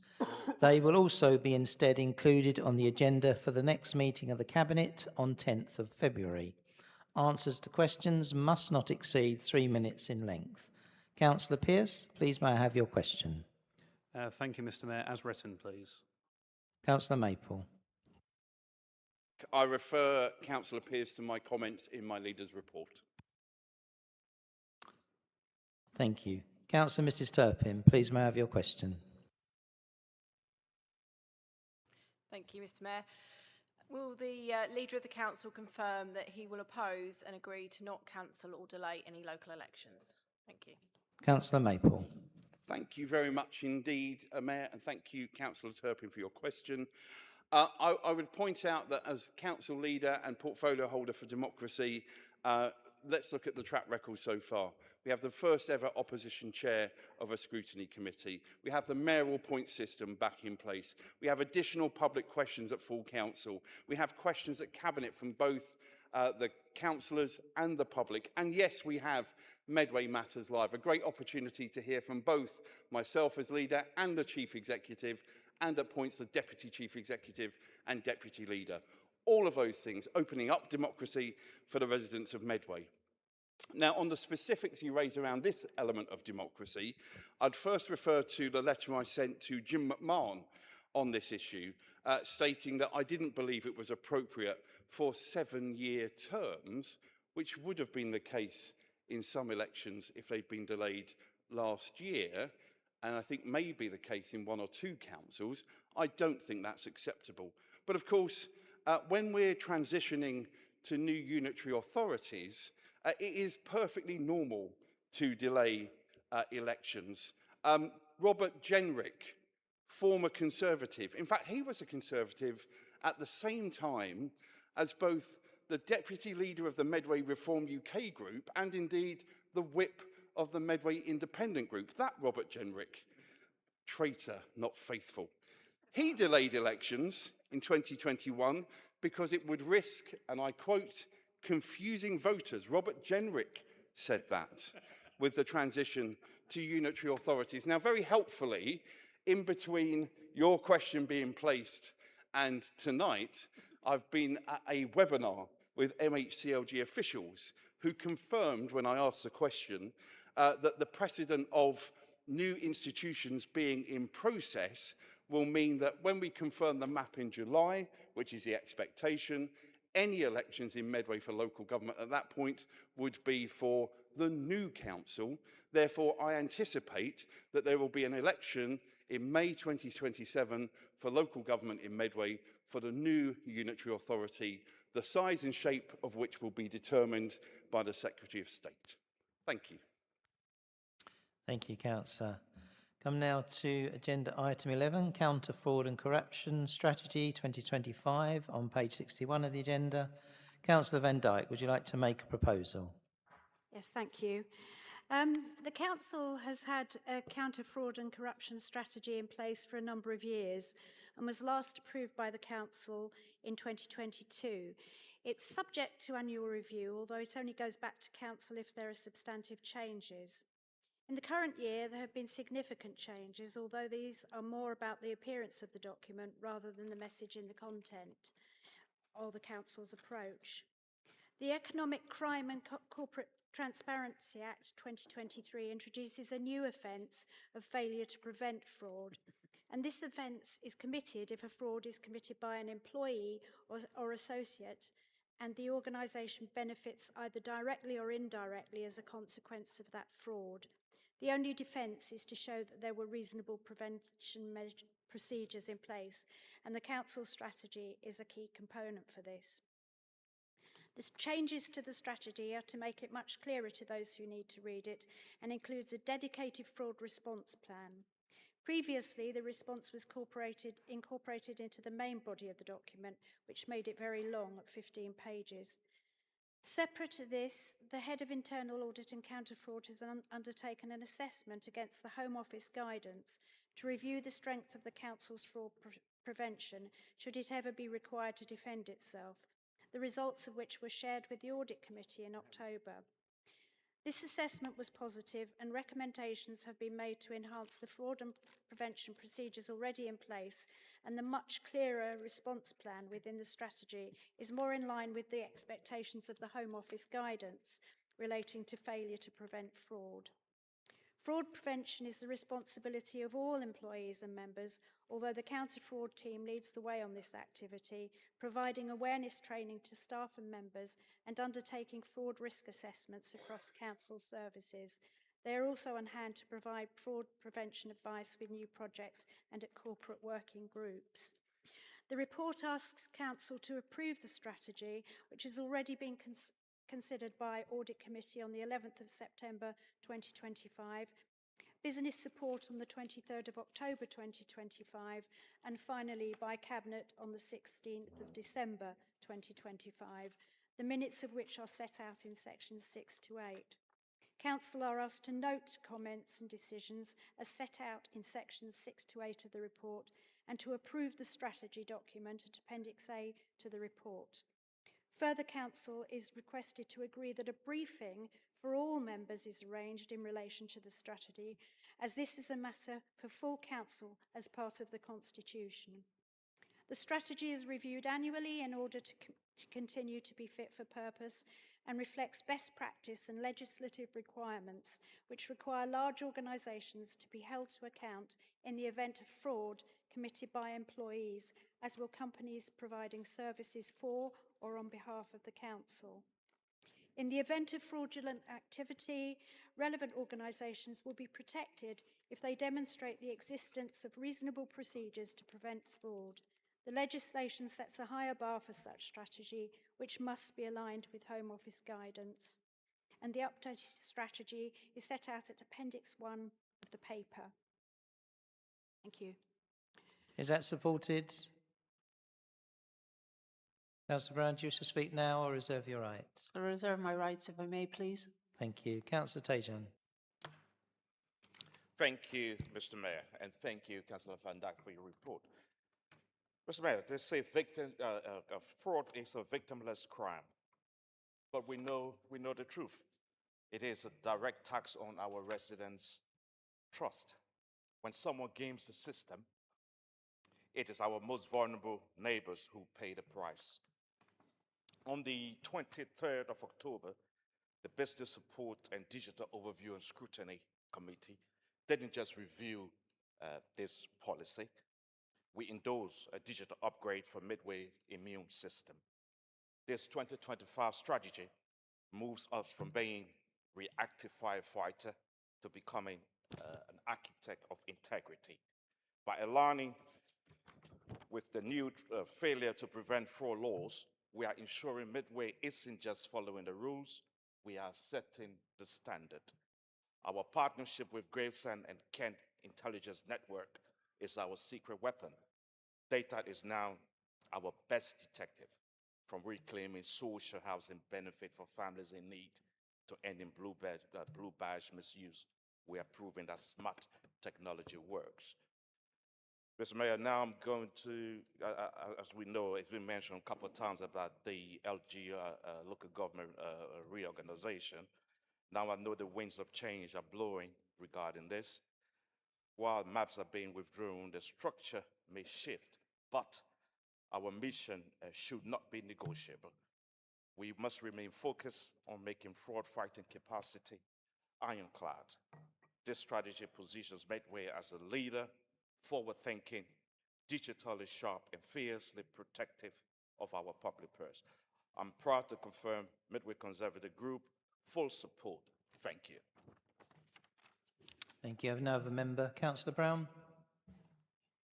Thank you very much, Mayor Clark. Councillor Van Dijk said it all out very well. And I thank Councillor Tijan for reminding everybody that we also discussed this at business support and digital overview and scrutiny. I also wanted to thank the members of the audit committee who were the first people who suggested that we need to take the strategy council-wide and that there's a briefing for members and staff about this. It's really important that we are seen to understand what we're doing about fraud or corruption, but also to identify there are things within fraud and corruption that people may not be in a position to see unless it is brought out and highlighted to them. So I commend the strategy, and I also commend the work that's gone in by officers and members to make sure that this is fit for purpose and, as Councillor Tijan says, will last an amount of time that it's needed to. Obviously be reviewed as and when, but the strategy itself is sound and it is necessary. Thank you. Thank you. Back to the proposer, Councillor Van Dijk. Just simply to emphasise that all staff and members need to familiarise themselves with this document. Thank you. Is that agreed, members? Thank you very much. Agenda item 12, review of the Constitution, as outlined on page 97. Councillor Maple, would you like to make a proposal? Thank you very much, Mayor Clark. I'll move the recommendations as laid out in the report. And can I firstly thank Democratic Services for embracing this new and different approach. It's easy for me to go, here's a good idea, why don't we try this?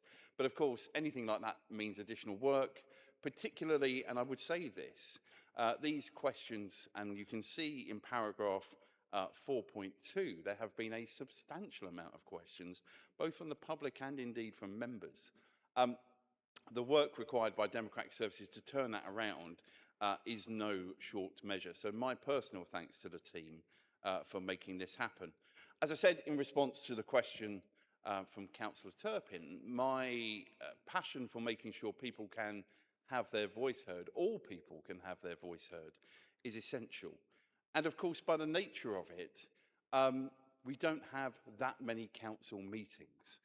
We meet a few times a year. A couple of those are special meetings, so we don't have lots of the stuff that surrounds it. So the ability, particularly for a member of the public, because all of us in here have opportunities through things like overview and scrutiny, through direct conversations with members and at briefings, etc. There's lots of opportunities to raise issues.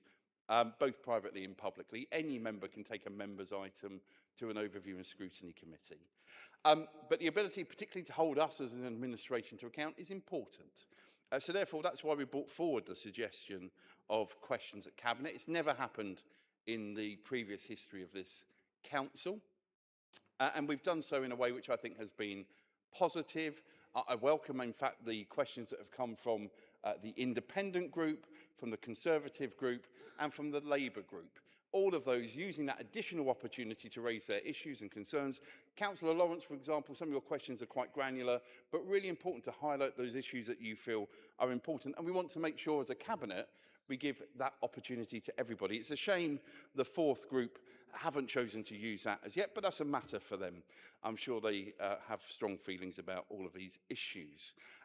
It's important to say as well, the public get priority.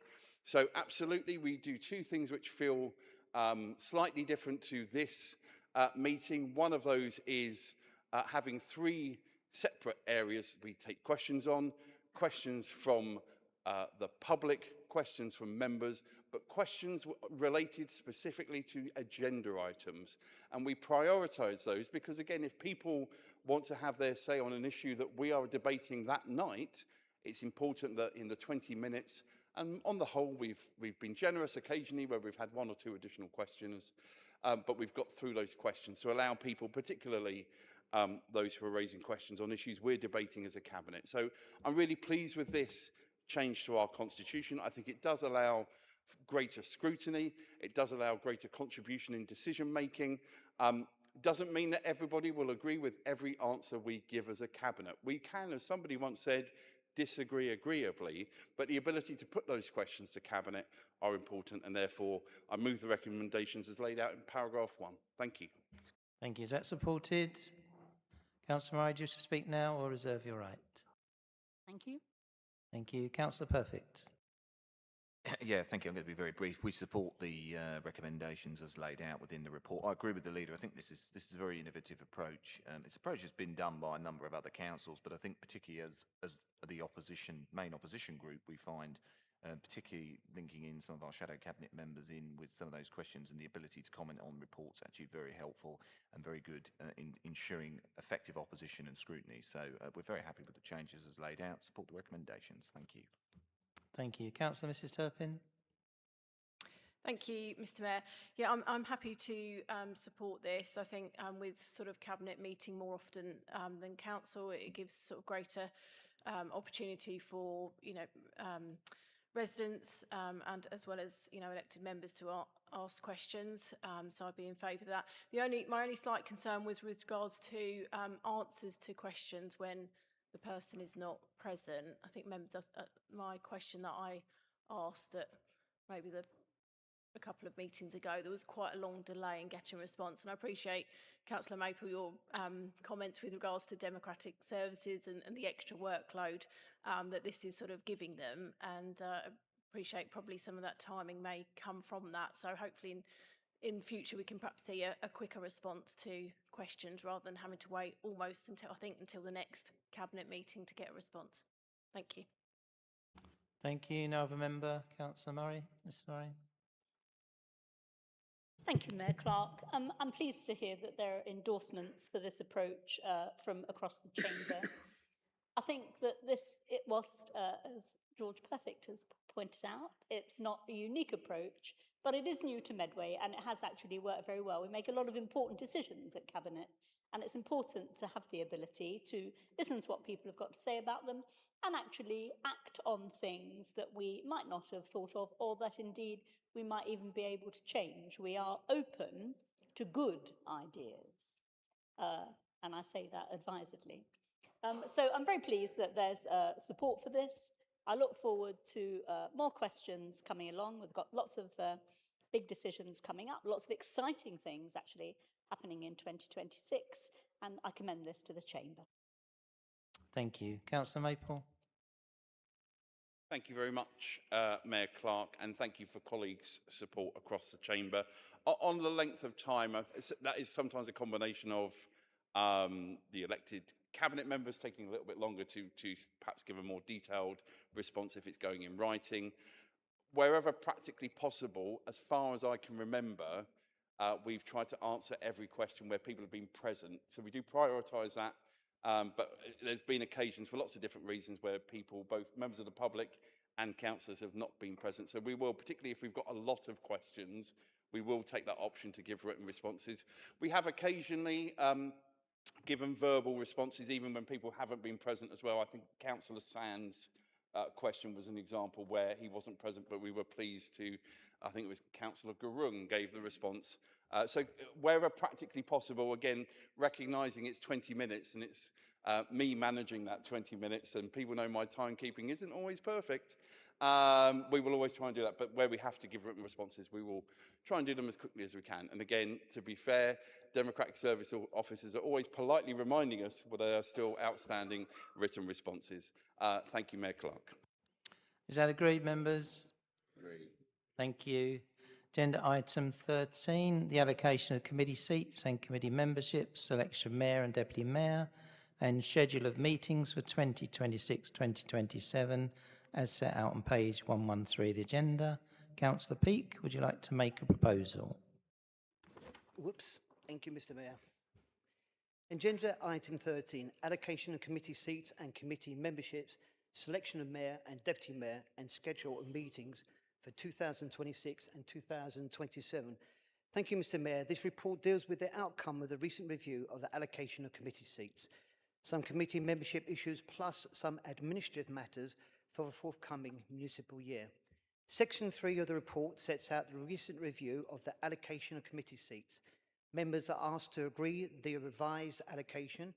In summary, this sets out the requirement to provide the Reform UK group with 2 additional committee seats, whilst the Conservative group lose 2 committee seats. I would also advise members that Section 5 of the reports set out information and recommendations for teacher representation on our Children and Young People ONS Committee. Moving on, and with regards to the mayoralty for next year, this report sets out the results of the latest calculations under Council Rule 20, details of which are set out in Appendix 3 to the report. In summary, the Labour and Cooperative Group will be entitled to nominate a mayor and deputy mayor for the 2026-2027 municipal year, and they will be asked to accept that entitlement at the next council meeting on 25th of February. In doing so, they will also be asked to announce their nominations for the new mayor and deputy mayor for next year. The report also provides details of the draft schedule of meetings for the 2026-27 municipal year, whilst the final schedule will not be agreed until the annual council meeting in May. It is important that the schedule is brought forward now to provide a degree of certainty to members. Section 6 of the report sets out the steps which have been taken to produce a draft schedule of meetings. Therefore, I would like to propose the recommendations as laid out in Section 1 of the report on pages 113 and 114 of the agenda. Thank you, Mr. Mayor. Thank you. Is that supported? Councillor Kemp, do you wish to speak now or reserve your right? Any member? Councillor Kemp. Nothing to add, thank you. Back to Councillor Peake, thank you. Nothing to add, thank you, Mr. Mayor, sorry. Thank you. Is that agreed, members? Come now to agenda item 14, reports for information. Moving on now, the reports included within agenda item number 14 are for noting only and do not require a council decision. In accordance with Rule 2 of the Council Rules, I will now move that these reports should be noted without debate. The reports are as follows. A, the Treasury Management Strategy Mid-Year Review Report 2025-26, as set out on page 135 of the agenda. B, disposal of the former Civic Centre site, Strood Waterfront, as set out on page 153 of the agenda. C, the disposal of the freehold of Gillingham Business Park, as set out on page 157 of the agenda. And D, use of urgency provisions, as set out on page 161 of the agenda. Mr. Deputy Mayor, is the proposal that the Council notes these reports without debate supported? Mr. Mayor, for my maiden to support these reports. Thank you. Thank you. A moment, please. Councillor Lamas, you have a order or explanation. Just point of order, a genuine one, because this is the first time we're doing this this procedure on the nod stuff. Could you just confirm for everyone's benefit that in the event that in the future these reports to go through on the nod may not be agreeable to all parties, that it is available to any member, Council Rule 12.6, which allows councillors to stand up to record their individual vote in the minutes if required.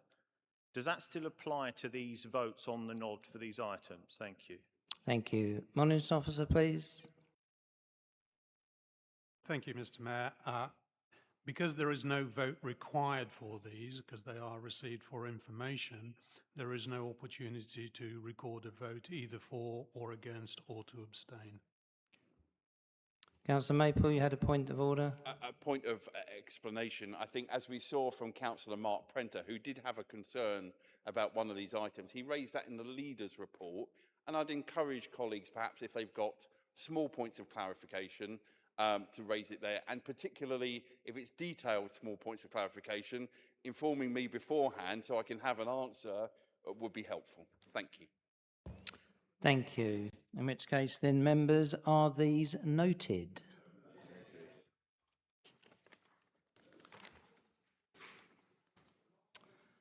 So, members, before I close the meeting, I would just like to thank our live stream viewers for watching the meeting this evening. And there being no further business, I declare the meeting closed. Thank you, members.